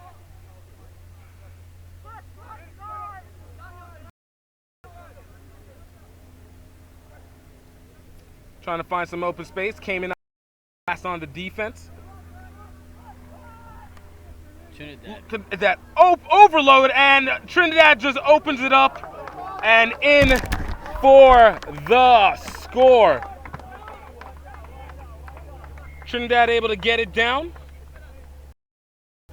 Trinidad really playing their speedy style of play, getting it out to their fast guys. Their back line is really doing a good job of it. Up and, you know, putting a lot of pressure on that Cayman defense.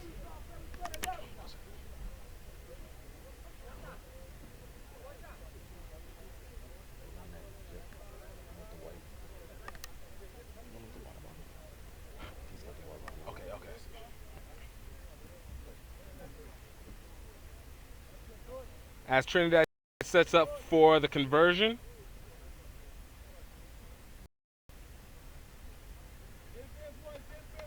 Looks like that was a score by number 12, Corey Edwards. And it is good. Trinidad up quickly, 14-0. Jerron Pantor again with the conversion.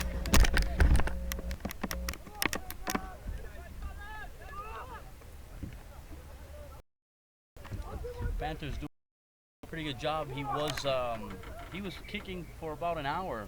Well, prior to the game, he was doing his warm-up kicks.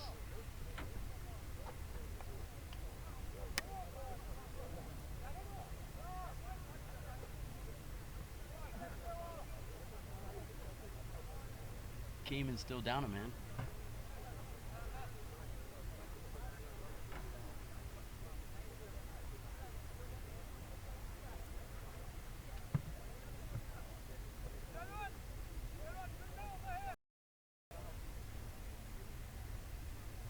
Referee having some audio trouble. They are changing the mics on.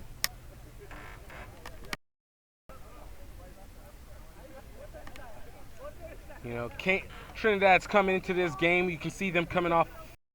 One of the keys that they had for this is to be able to play as one team. They play under that philosophy of one team, one dream. A phrase whose meaning is foundation of the acronym TEAM, which means together everyone achieves the mission.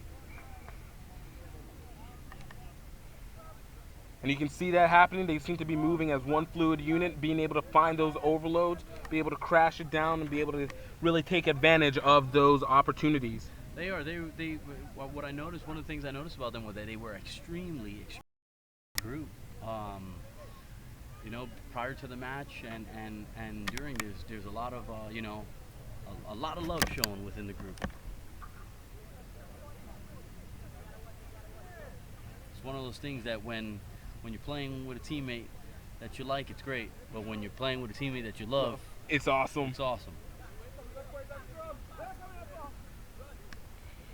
Came and kicked that ball. It went straight out, and Trinidad opting for the scrum at the half. Right.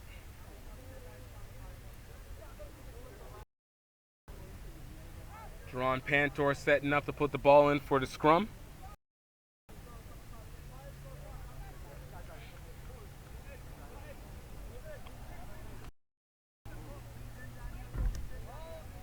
And ball's out. Getting it out to brother Pantor. Cut back, little crossover back in. And, lost ball on the hit. Cayman Islands being able to recover. Intercept by Mark Weston.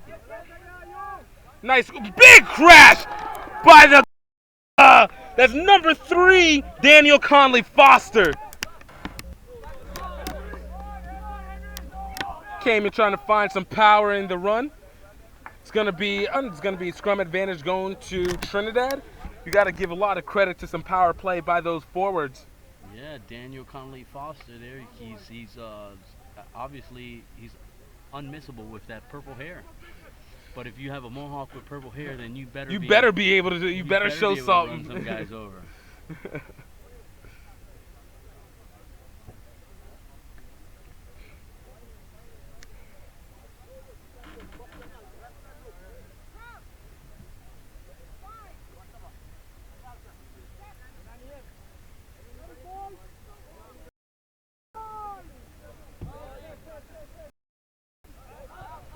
Trinidad able to get the ball out just barely. Trying to take it to the outside. Finds the speed. Quick play by that's number 12, Neil Smith. Cayman trying to find a little bit of a breakaway. Taken down just at the 40 near there in their territory. Nice pass. And Trinidad's through the line. Finding a little bit more. Taking it out to the edge. Looks like that's number 4, Frazier, getting it in for the of the half for Trinidad. Trinidad fired up right now. Firing on all cylinders, man. You got to give them credit. They are finding the space on the outside. They're trying to work towards their strength. They don't have the size down in the forwards, but you can see them using that to draw the Cayman Island in, and boom, open it up, almost having 3-on-1s each time, and just finding that gap space and whoop, getting right through that. And Cayman really playing hard up, really strong on defense, but you know, with the Trinidad team, they're extremely shifty. They stay on their toes. Guys moving back and forth. They're looking for offloads. It's pretty tough, man. Pretty tough to beat a team that's doing that right now. Right. That does not look like this heat down by any means. And we have another conversion. Trinidad up with the quick score, 21. Cayman still down a man. 17 minutes remaining in this half.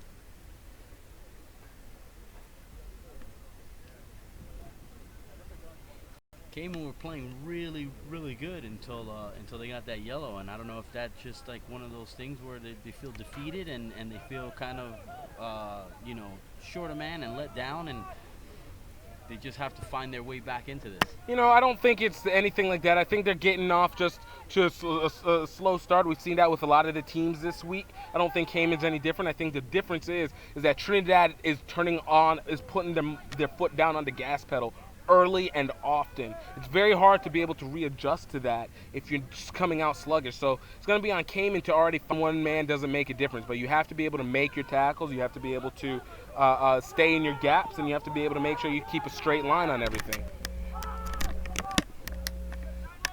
Trinidad still trying to find balls getting out, and nice boot by Trinidad trying to set up their wing, and it goes into touch.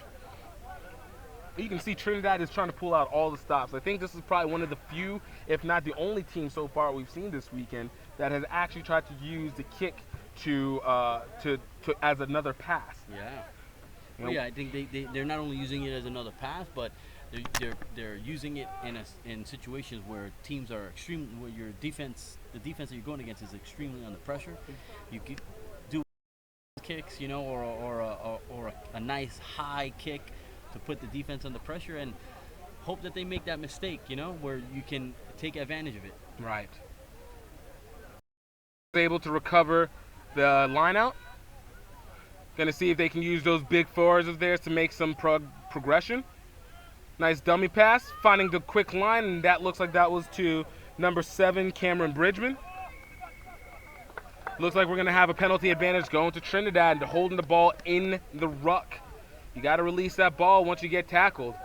And it looks like we might have a bit of an injury. Looks like Miles Lumsden, the fly half, is getting up a little slowly. Looks like he's walking it off, but going to get medical staff on the field just to check in on him. Trinidad set for position, and they get it into touch, get it right at the 22. Great kick by Panther. And our yellow card player, Matteo Poloni, is back on the field. Cayman back up to 15 on the field. Let's see if it will help. And it looks Lumsden is able to jog back to the other side of the field. Gingerly though, he looks a little off. Doesn't look like his normal self. Cayman looks like they were able to recover the possession on the line out, able to get control, and ball is taken out. And it looks like they're getting the boot, trying to set up for positioning. Nice kick, but didn't go out. Let's see. Trinidad opted for the run.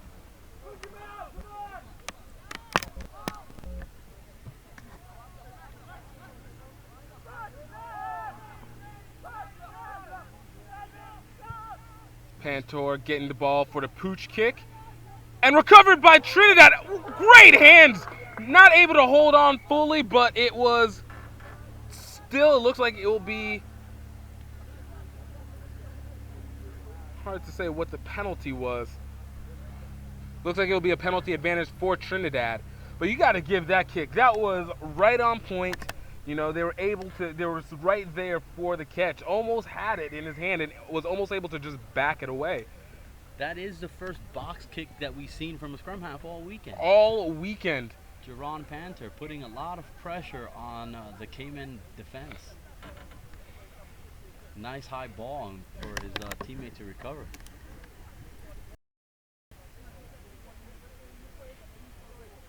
Did not get an accurate reading on the referee's decision there. Been an early tackle because that player did not have possession of that ball when he was hit. Tackled.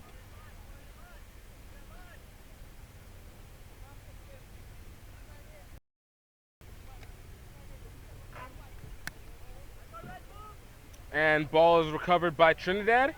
Trying to find a little space. Nice little spin move. Trying to open it up. Find a man able to get some support. Ball's taken out. Quick tap in, and Trinidad's in for the score. Trinidad 8-man, Jamie Black.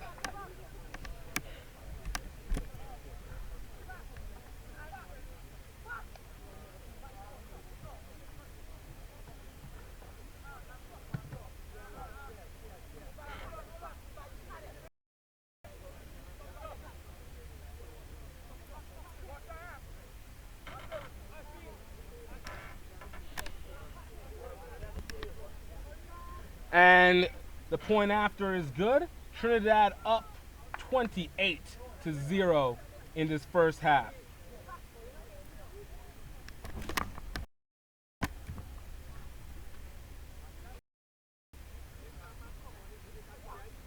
Trinidad doing a really good job of not stopping their style of play. They're able to maintain it, maintain game flow, maintain their speed. I can definitely tell that the heat is affecting them at all. It is not. Came in ready to play. You can give a lot of credit. They came in with a game plan, and it looks like they've been sticking with it very strongly. They're using their speed, space, and whenever they get the opportunity for Cayman to suck in, they'll get it out to their wings and centers, and it just opens from there. Open field, nothing but speed on that. And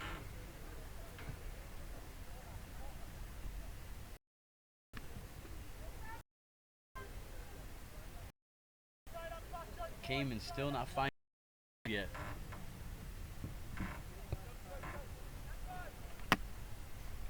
Trinidad able to recover. Little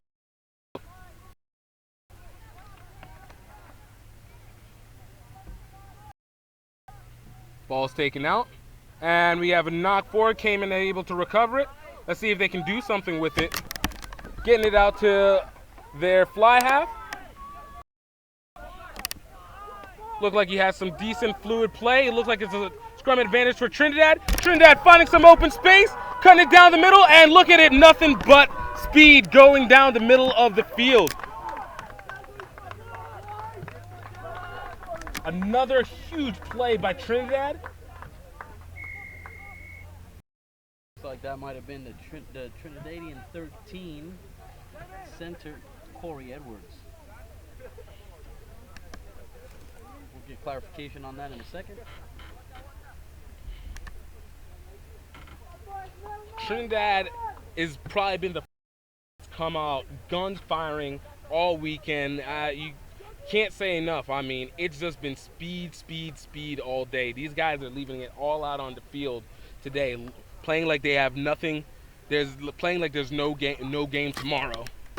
It is, you know, teams, they have to come with mindset, and like the Trinidadian team came in with that mindset. They came in with the mindset that they're here for a championship tournament. They need to set their standards, and attack. And it looks like they're really attacking. They wanted it. That was confirmed. That was Corey Edwards who made that score. He'll be setting up for the kickoff.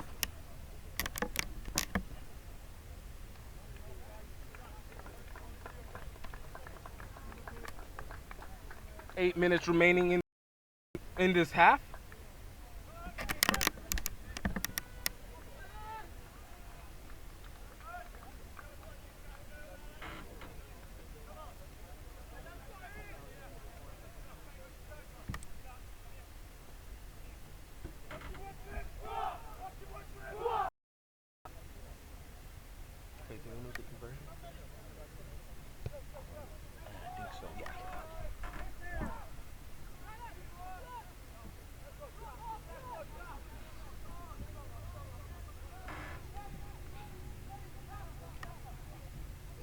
Trinidad set and ready to go.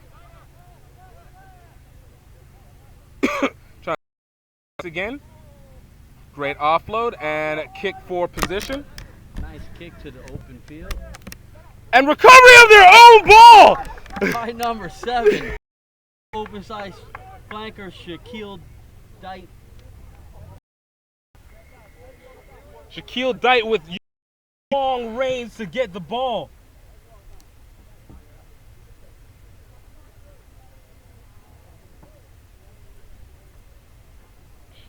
Cayman Islands look too fast. They are. And if this was about, I'd say that guy has some ups because he got up there. Man.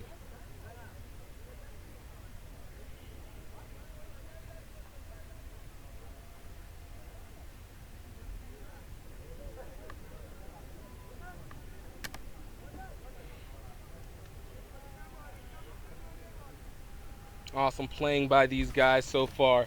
You know, Coach Pantor having 2 of his kids on there looks like he's been really forcing it to get his team together, make sure that they play cohesively, and it's like they already know what they're doing.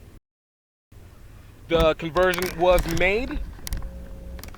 Trinidad up 42-0 in the first half.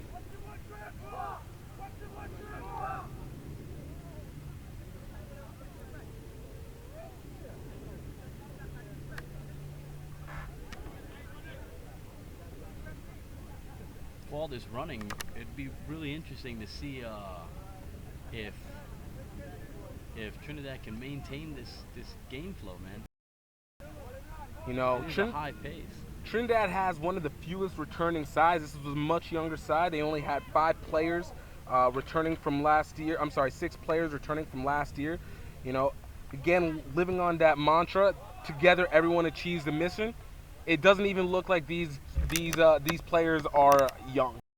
They look experienced, they look well versed, and they look like they know what they're trying to take advantage of. They know their game plan. Give a lot of credit to Coach Pantor. They are doing individual things that really help their game. I mean,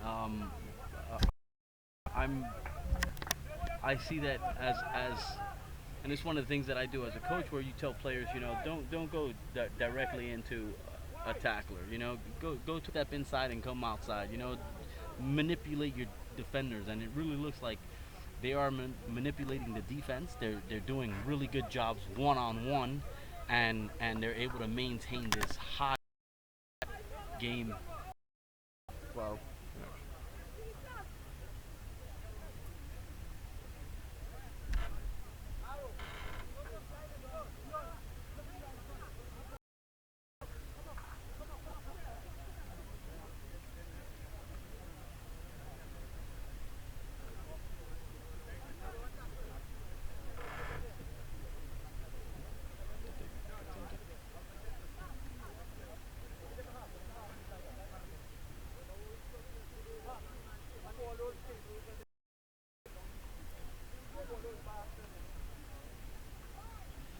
Let's see, Cayman scrum here. Let's see what Cayman can do with this possession ball.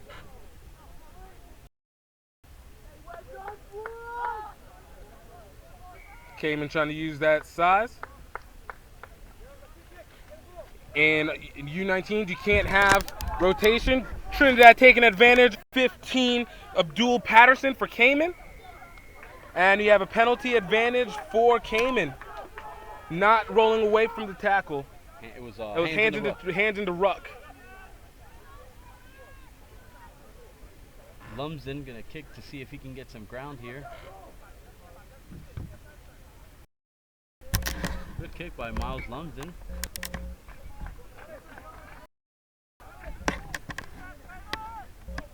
Lumsden still doesn't seem himself. He shoulder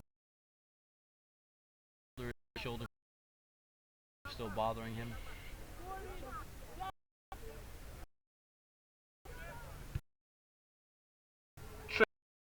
Trinidad able to kick that ball, trying to see if they can recover their own kick, and it goes into touch. Straight out. It's going to be taken back from the original point of kick, but it still looks like it will be okay, there. So it will be Cayman Island possession. Ref was initially signaling Trinidad possession.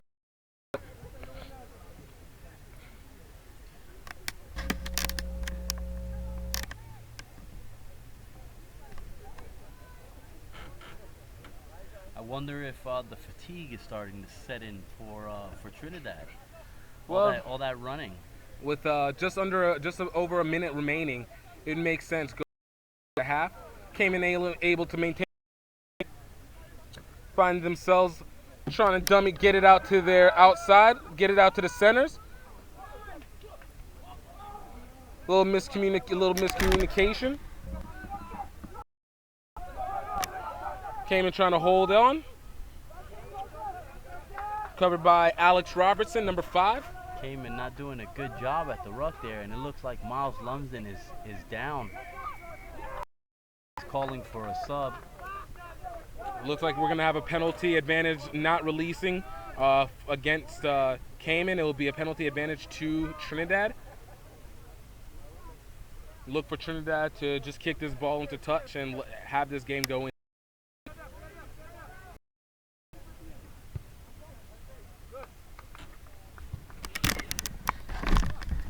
Great kick. Another great kick by Panther.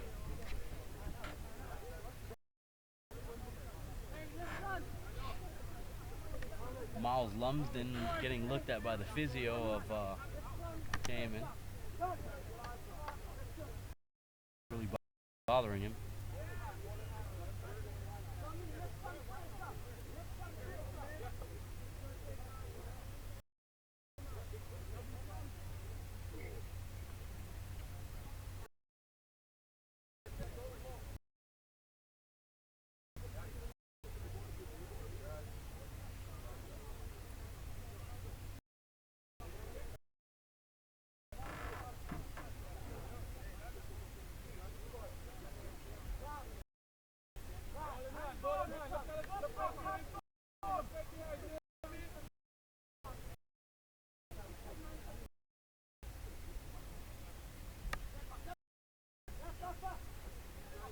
Trinidad able to recover that line out, and here comes the maul.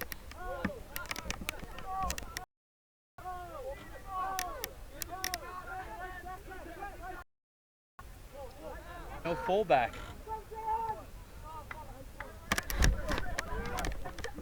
Big hit, and Cayman. I think that ball went straight down. Referee did not call the knock on. She does have a man diving over. It's a quick.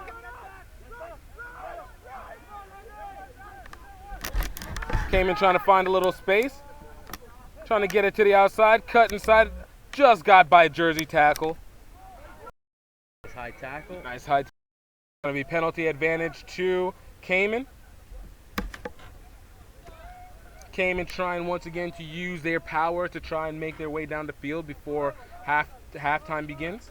The referee did go to the pocket, and she does give the yellow for the high tackle to Trinidad. And Cayman kicks the ball going And into that's- touch. And that's half. That'll be half. The yellow card was given to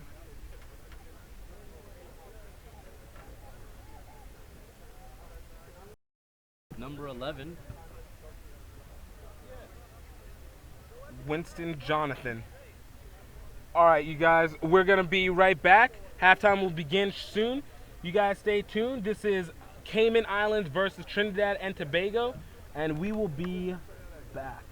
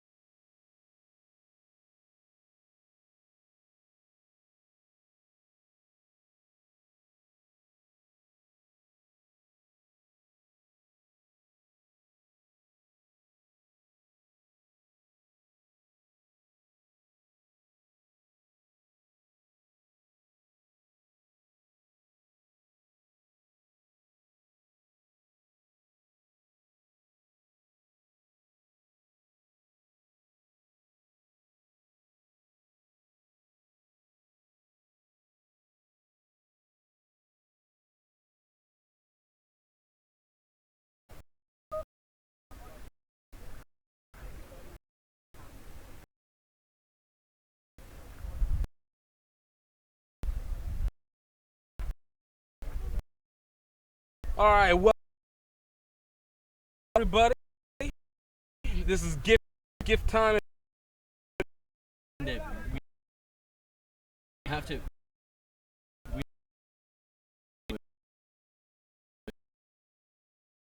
Game plan. Right. It seemed like they had a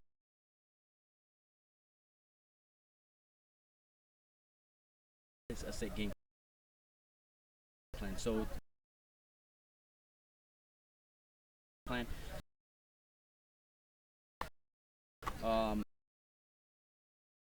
You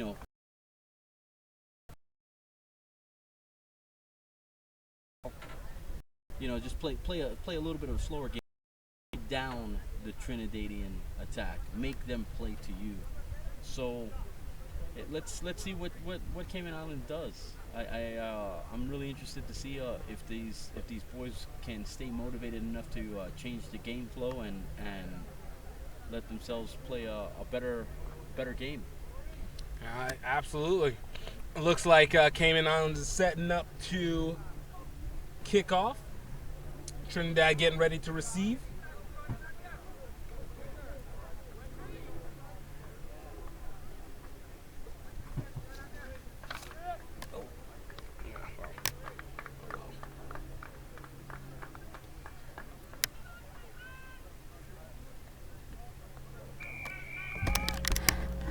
And the ball is off.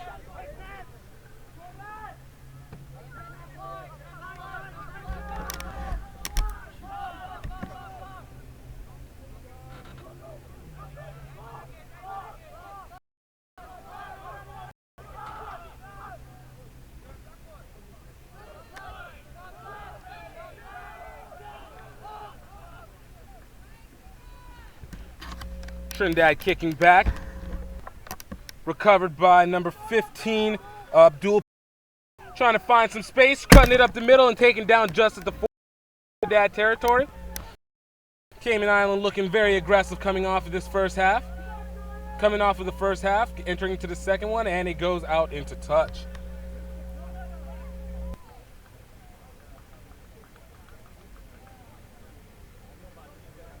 Just from that little taste of that second half there, it does seem like Cayman Islands have changed their style of play. Looks like they're going to play a little bit more aggressive, and it's obviously needed. We saw that Cayman Islands likes to use a lot of power, so hopefully we'll get a chance to see them push a little bit more, but really be able to utilize that power to give their backs a lot. Ball out of the line out. It's out to Edwards. Cayman lost ball. 22 of speed, you get yourself isolated and lose your possession very quickly.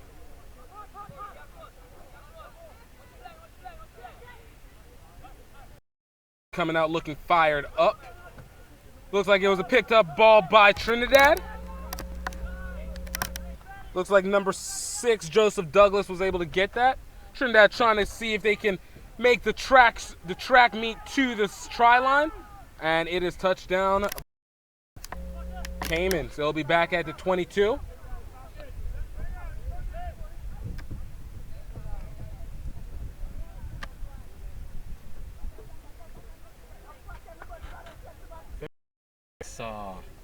Put in there by Trinidad to get that quick kick through. Catch Cayman sleeping on defense. And ball just goes about 10 meters.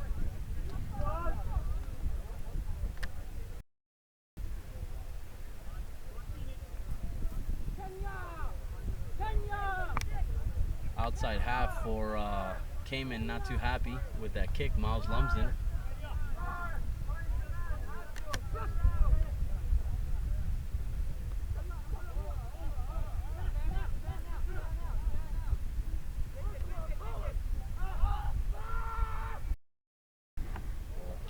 Ball's a little mishandled. Trinidad will be turning over. It'll be advantage going to going to Cayman Islands. Leon Panther not able to maintain possession of that ball.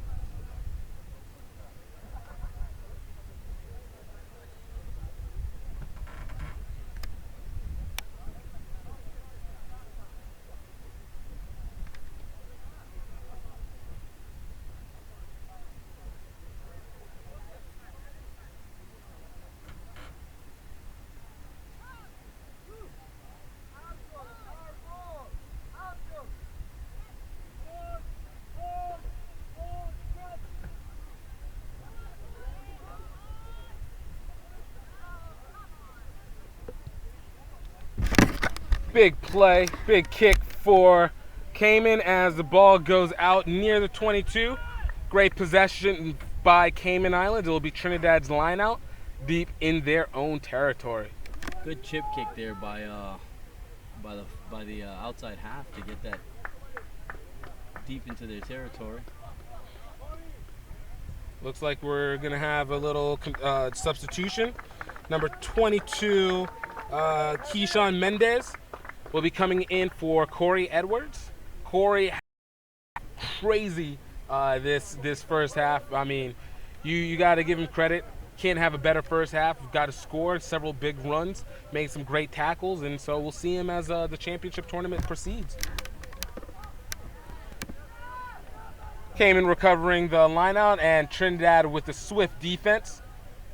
And Trinidad able to poach the ball on that and space, and they go out just at the last second. Still playing with a man down. Their wing Winston Jonathan, who's still in the sin bin. Got that yellow card right before the half.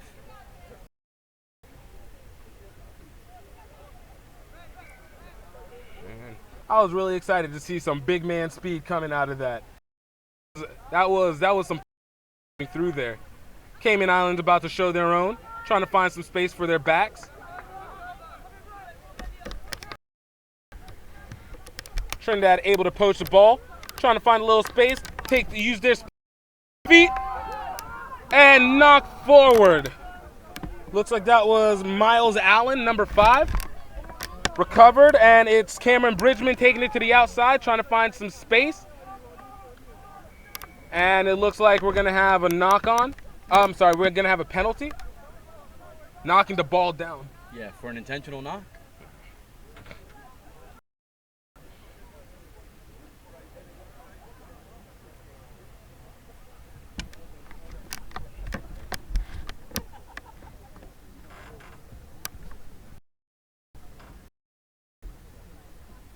Lumsden not able to get the ball out into touch.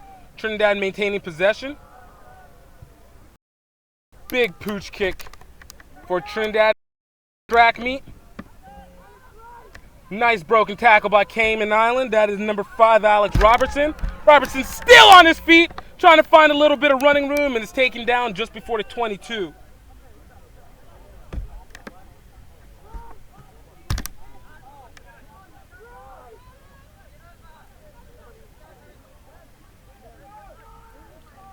Cayman trying to hold strong, getting the ball out a little bit. Trinidad quickly up. Our number 13, Mark Weston, being able to get a little bit of the penalty, not coming from the side. Yep, not going around through the gate. So he after the tackle was made, he didn't get back on side to come through the gate.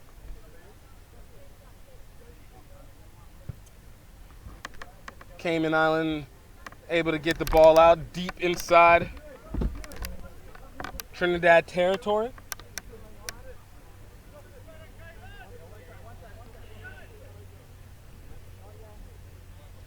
Cayman playing a much better second half here.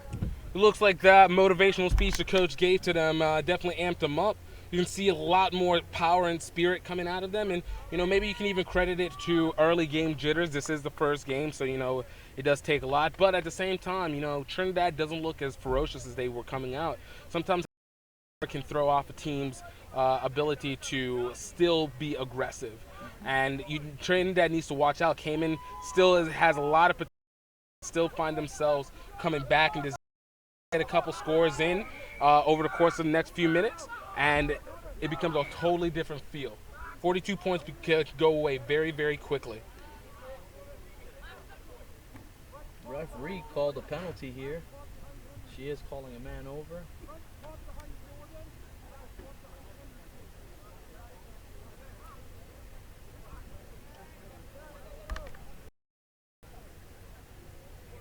Warning was given to number 7, Williams. Captain Jordan Southway taking the ball in himself, still on his feet, still taking into and is taking down just about the 5-meter mark. That's some power, Cayman Islands Rugby. And we have a penalty coming around the side, not coming through the gate. Trinidad's getting a little sloppy with their play. They're going to need to shape up. Southway going again, still on his feet, driving those man drills into the ground. Trinidad with the stiff defense. Ball's taken out, recovered by number 7, Cameron Bridgman. Cayman trying to find some space, got to get a little bit better with the ball handling. Cayman taking it out, still on their feet. And that's number 21, Shakur Welcome with the score. Cayman Islands has finally gotten their first points of the day. Cayman sticking with the or go home style of rugby there, just smashing it up. Not one time even ever looking that ball to the back line. Nope. They know where their strength is in forward, and you can see it. Once they get it working and they can maintain possession, they're able to make a lot of pushes forward. Cayman has shown that strength and gusto that was a little bit lacking, only showed in small flashes before a penalty or drop ball. This time they're able to finish out the phase, and boom, get to see some good old-fashioned Cayman Island rugby.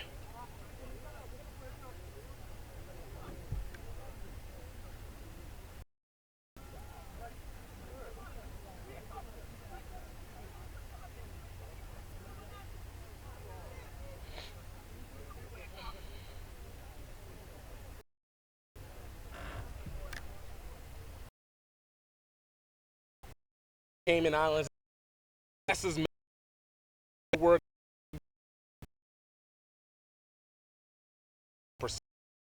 and that is something that has been clearly shown here. They look like your class to just grind. They can outwork the other team. They're going to find their way to win. A lot of times it's just going to come with making sure that they don't get any penalties, but if they can hold on, it shows that great work ethic. Conversion was missed, and so the score remained 42-5. Cayman Islands still trailing Trinidad. Trinidad will be kicking off this ball for the second time this whole game. First time since their initial kickoff.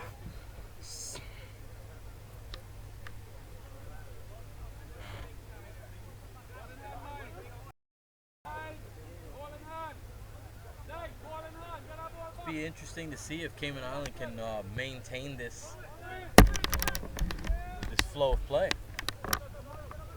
I do still expect to see see some back play eventually, but until that point, do what works.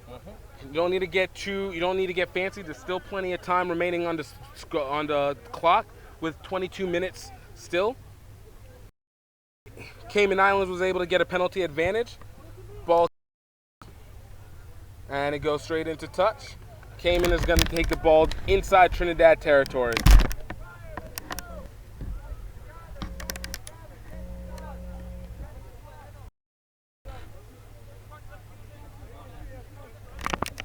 Trinidad to 15 players.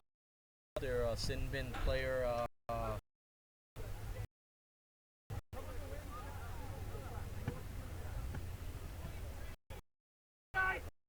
Use that. And there goes the power.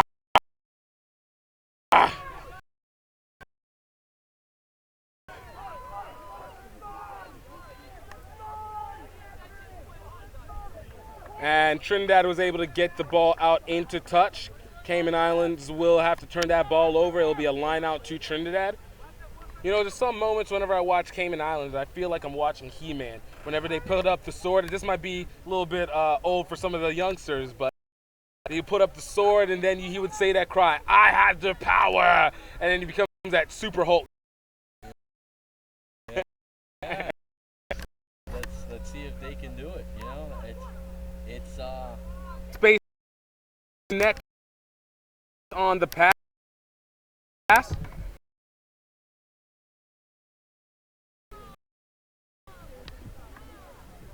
Trinidad getting a quick breakaway there, but that pass was knocked on.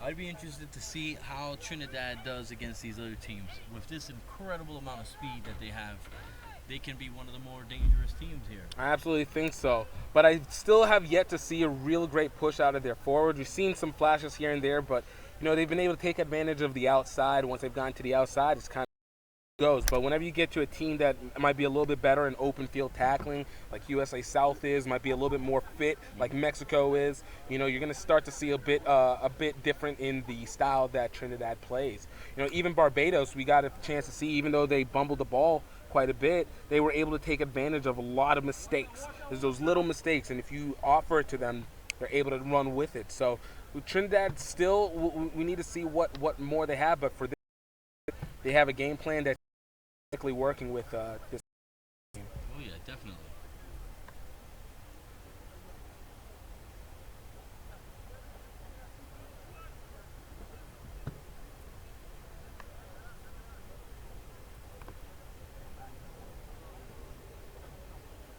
Injured Cayman player coming off.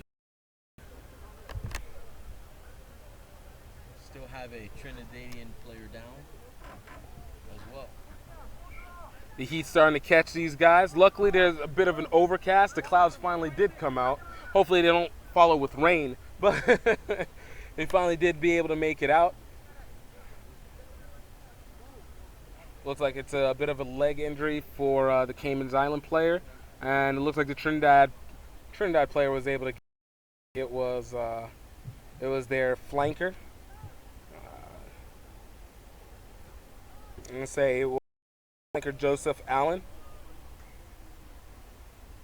For Cayman Island, their center Daniel with the injury at the field looks like he's having some cramping issues with his right leg. I don't care what anybody says. There's a lot of things that you can play through, but your body trying to lock up on you is not one of those. No.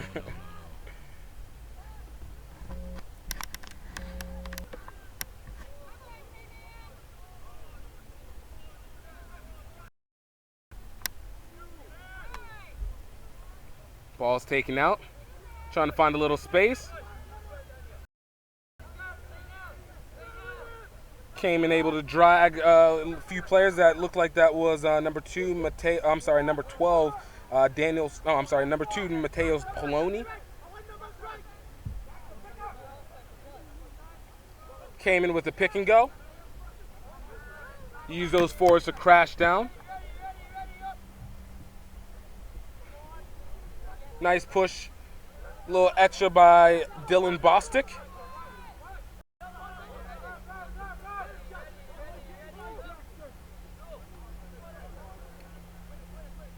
Little ball mishandling, but can't still maintain possession. Ball's taken out. Poloni's hit immediately. Ball recovered by Miles Lumsden. Cayman finding a little bit of space to the trying to create the overload, and it was taken in by number 23, Jacob Pierre, as he is knocked into touch.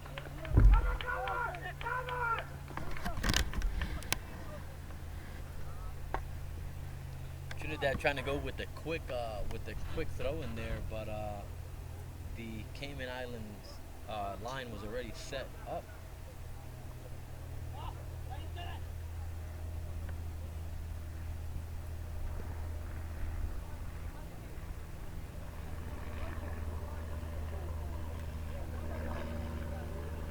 different game in this second half if Trinidad hadn't scored those 42 points. Because, sometimes that's the benefit that comes from starting off quick and early. It gives you room to make mistakes late in the game, but still, Trinidad needs to make sure that they maintain their focus so that they don't let themselves get too lax. You get great tackling by Trinidad. That was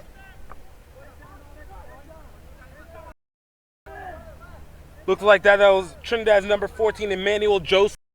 Massive tackle. Cayman still able to maintain possession.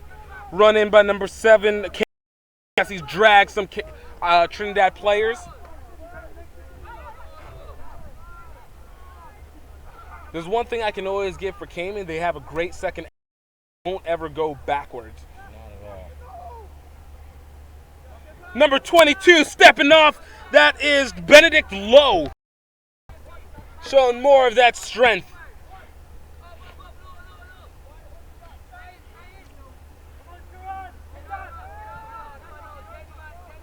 Bridgman trying to show a little bit of power. Trinidad with the counter ruck. And we have a penalty advantage going to Cayman, coming from the side against Trinidad. I believe the call was for offsides. Offsides. Power run by Dylan Bostic.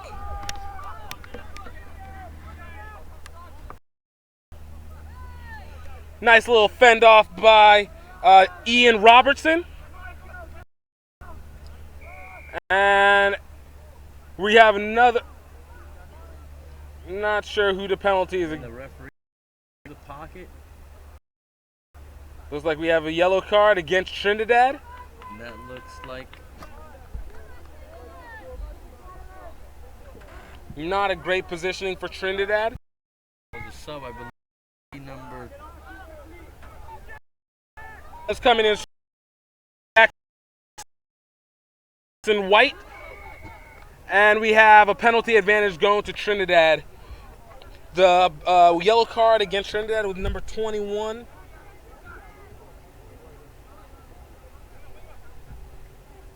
Jean-Pierre Williams.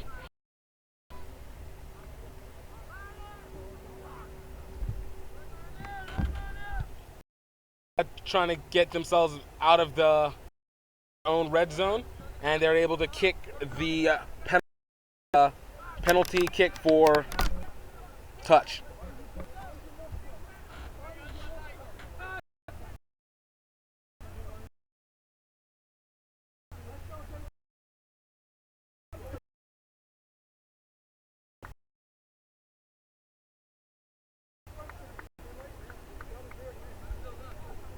Just about 14 minutes left in this game.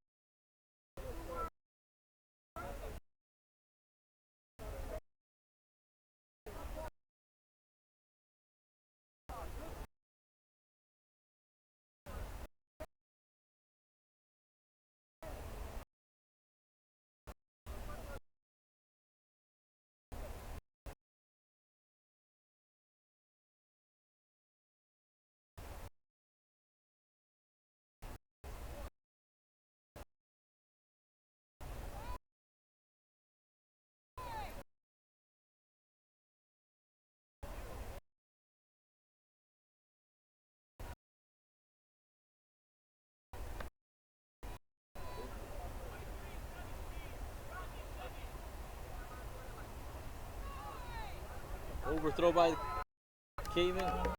Oh, and a loss of possession there. Scrum advantage going to Trinidad. Tough one there for Cayman. Had a miscommunication at the lineout. That ball was overthrown. They were able to recover, but then just knocked it on.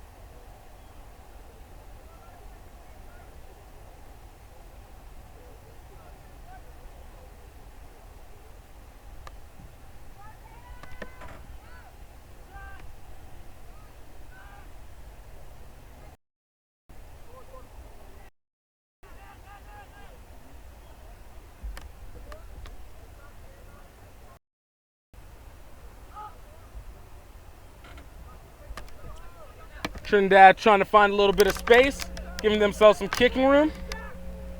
Big hit by number 14, Emmanuel Joseph. Knock on an advantage to Trinidad. Trinidad getting the ball out, trying to take care of the overload. Cayman Islands quickly dismantling that. Good tackle by wing Maurice McLaughlin. Trinidad with the track meet, trying to get the ball before it goes out into touch. Goes deep past the 22.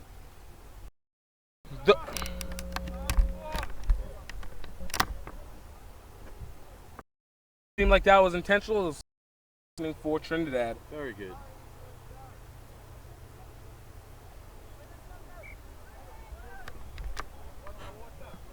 Referees called for a water break.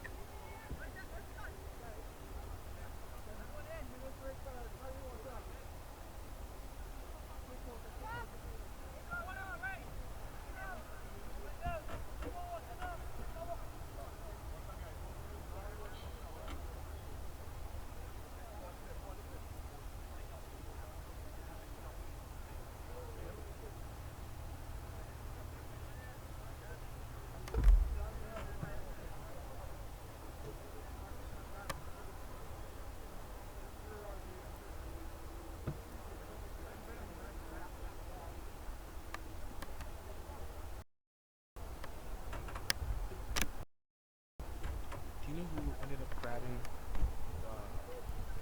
other sheets? Have you seen him? He's still there? Like the Trinidad, the Trinity table.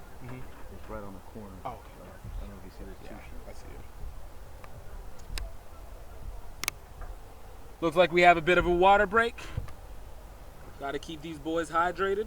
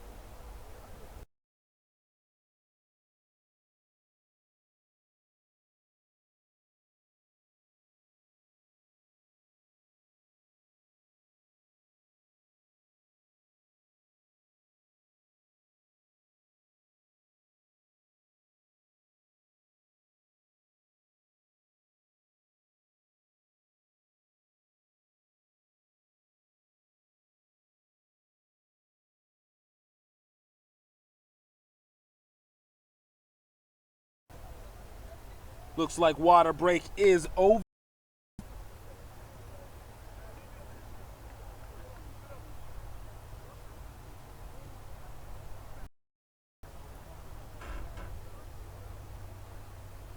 Be setting up for the line out. Setting up for the line out is going to be Cayman Island possession.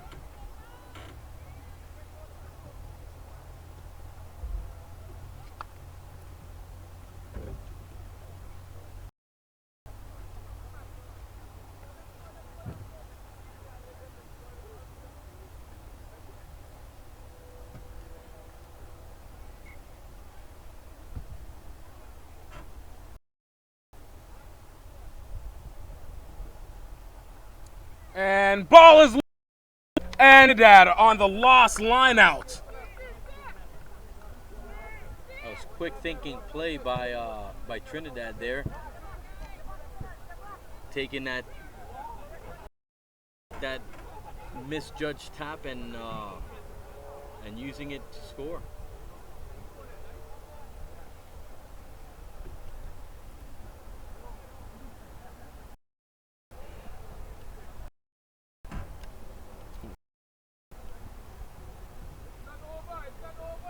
Looks like that was number 7, Shaquille Dite, getting the score off of the line out.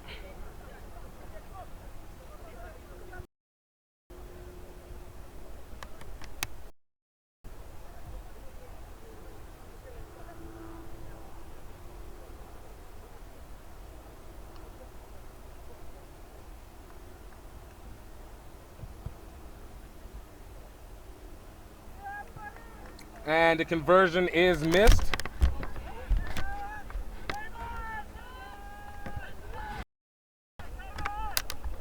Trinidad will have a chance to be able to take advantage, get ball again.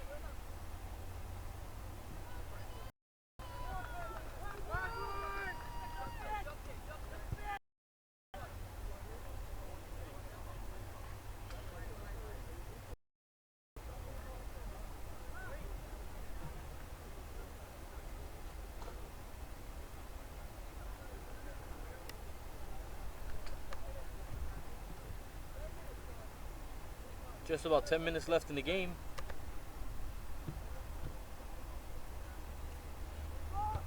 Lumsden kicking off the ball. No call by a Trinidadian player.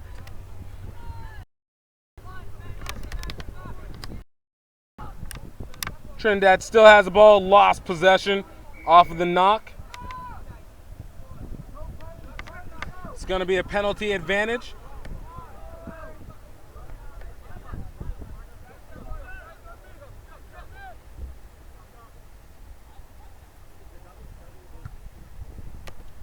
Cayman Islands manages to get the ball out into touch.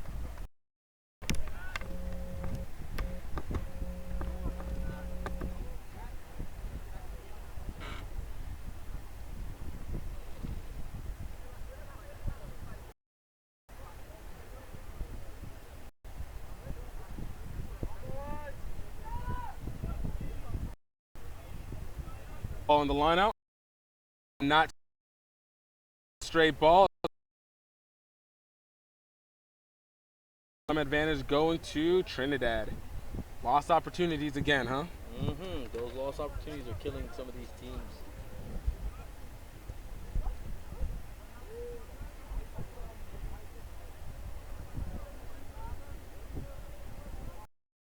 There hasn't been any wind out here at all, so it's interesting. The line-out throws are not going straight, but that could just be that's one of their weak parts of their. Seems like there's been an issue with most of the teams this weekend too. Lineouts have not been done very well. Those typically take a lot of time. A lot of these teams don't have a chance to practice often because they're coming from so many different areas. Yeah, and I have to put credit to players who actually spend that time working on your line-out throw. It is a skill that takes a lot of time to learn and to do well. So you want to see players practicing it all the time, and maybe it's just that these players don't practice that on their own.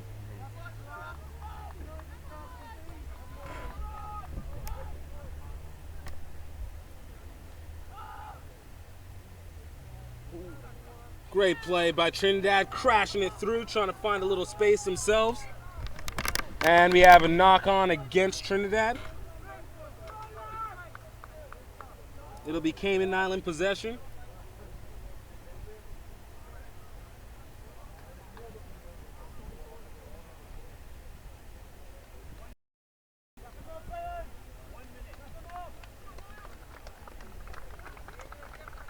Like it's 1 minute remaining in this match. We got 1 minute on his on the sin bin. I'm sorry. Looks like we have a substitution. Number 24 for Trinidad. Trinidad's number 24 goes on for Akeem Francis coming in for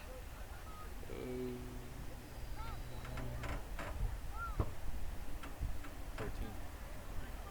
For 15. I'm sorry, 15. For Emmanuel Cadet, fullback. Ball's taken out. Getting it out to the number 13 for Cayman and loses it forward on the knock.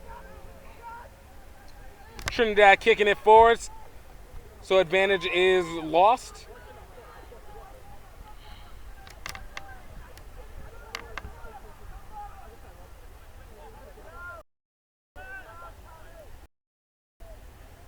It out rugby. Dylan Bostic trying to use his feet, take pass off to Cameron Bridgman.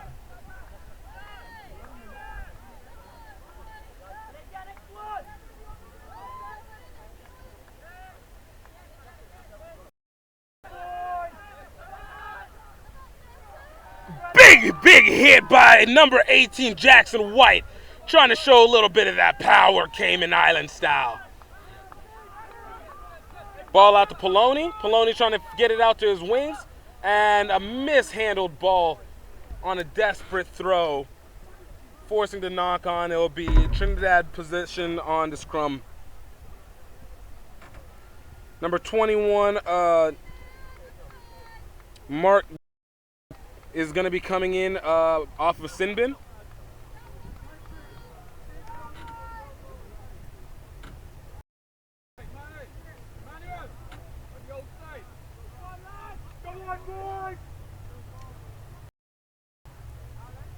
We want to take this moment to thank title sponsor Canterbury for their support. Canterbury is one of the leading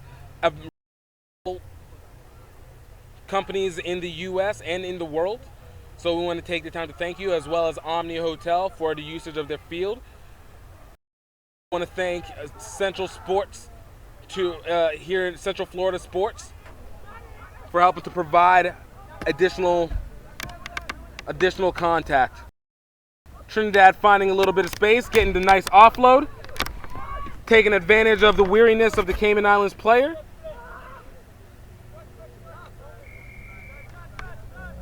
And we have a penalty advantage going to Trinidad. He's struggling with discipline right now.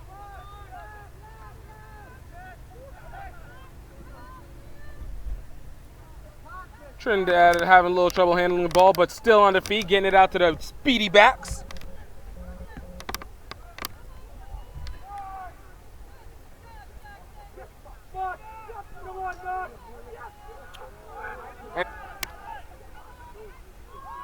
Cayman Islands able to recover it, but taken down quickly. Trinidad still showing some really great defense. Looks like the ball went out into touch. It's going to be Cayman Islands ball. Looks like we have an injured player for Cayman Islands. Number 3, Mark Weston is out of the game.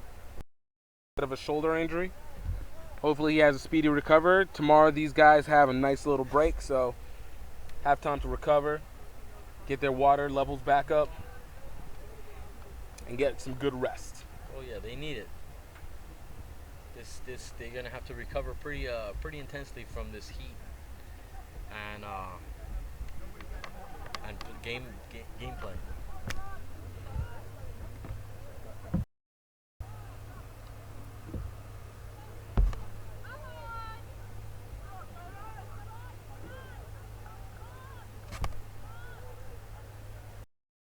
Oh, big hit by Trinidad on the scrum half, but it is going to be a penalty and the yellow card. As Trinidad just got one yellow carded player back on, it looks like they lose another one shortly after. That was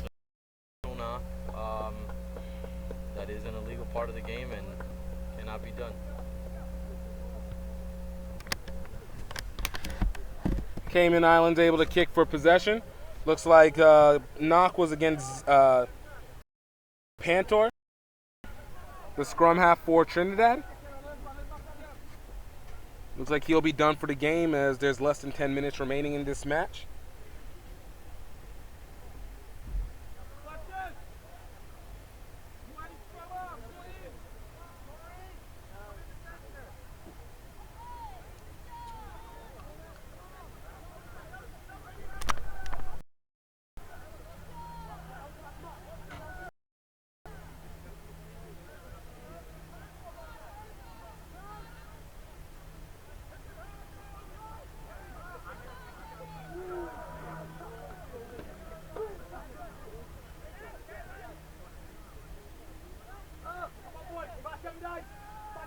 Nice little dummy pass by Lumsden, getting it out to the 40.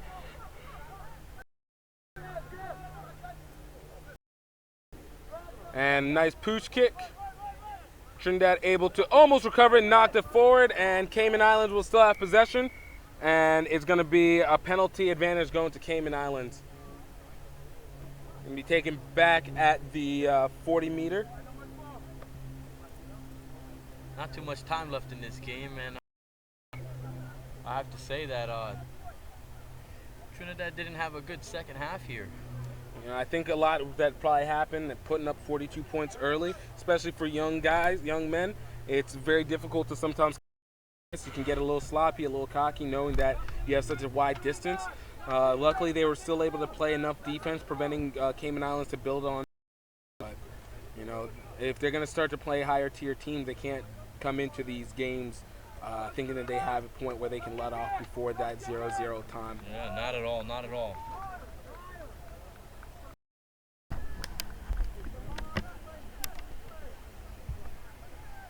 Looks like the referee, last play of the game here. Cayman able to ball in, but it wasn't straight. They're just not hearing it as they're hoping to be able to get that score in, but unfortunately, that is a no-go. It's going to be a scrum advantage going to Trinidad.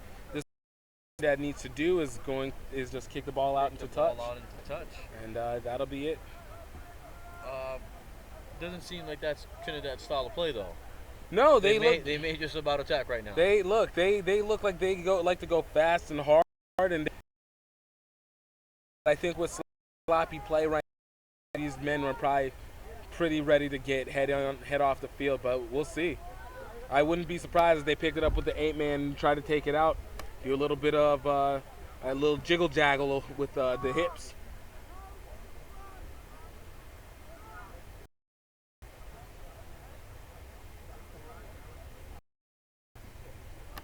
And absolutely, it doesn't look like they decide to kick it. And the ball goes out into touch, and that will be game. What can we say about this match? It was a good match, you know. First half, it was a match of two different halves. You know, first, you could obviously see that Trinidad was an extremely strong team, using their tactic of speed and playing as one. And it really was their game. Second half, not so much. Second half, Cayman Island came out and started playing a little bit more of a stronger attack, using their big size and their forwards to play. And if the second half was the first half, then it would be a different game, you know? Yeah. Well, you know, for what it's worth, you know, we got to see great play. Qualifier matches are over, so the semifinals begin on Tuesday, starting at 10 a.m. You know, we're going to get to see once the seeding is finalized and placed out. So we'll be very excited to see what happens next. Get these boys some rest over the course of the next day, and we'll see what as they come out. You know, wanted to take the time. Thank you, Ronnie, for being on. And, you know, unfortunately, it seems that you won't be able to for the next one. So, okay. Did we die? Apparently, I think they unplugged it.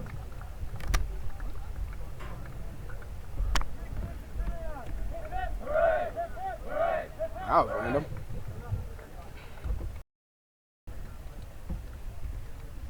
Yeah. Did somebody unplug? Looked like anything was unplugged.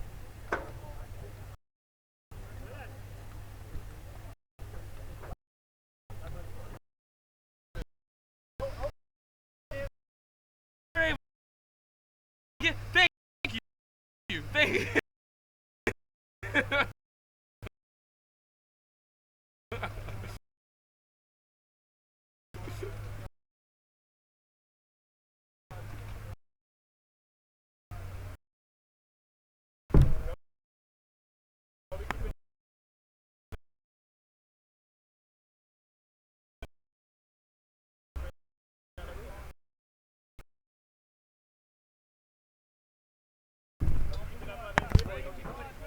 All right, no, you guys are gonna probably have a different.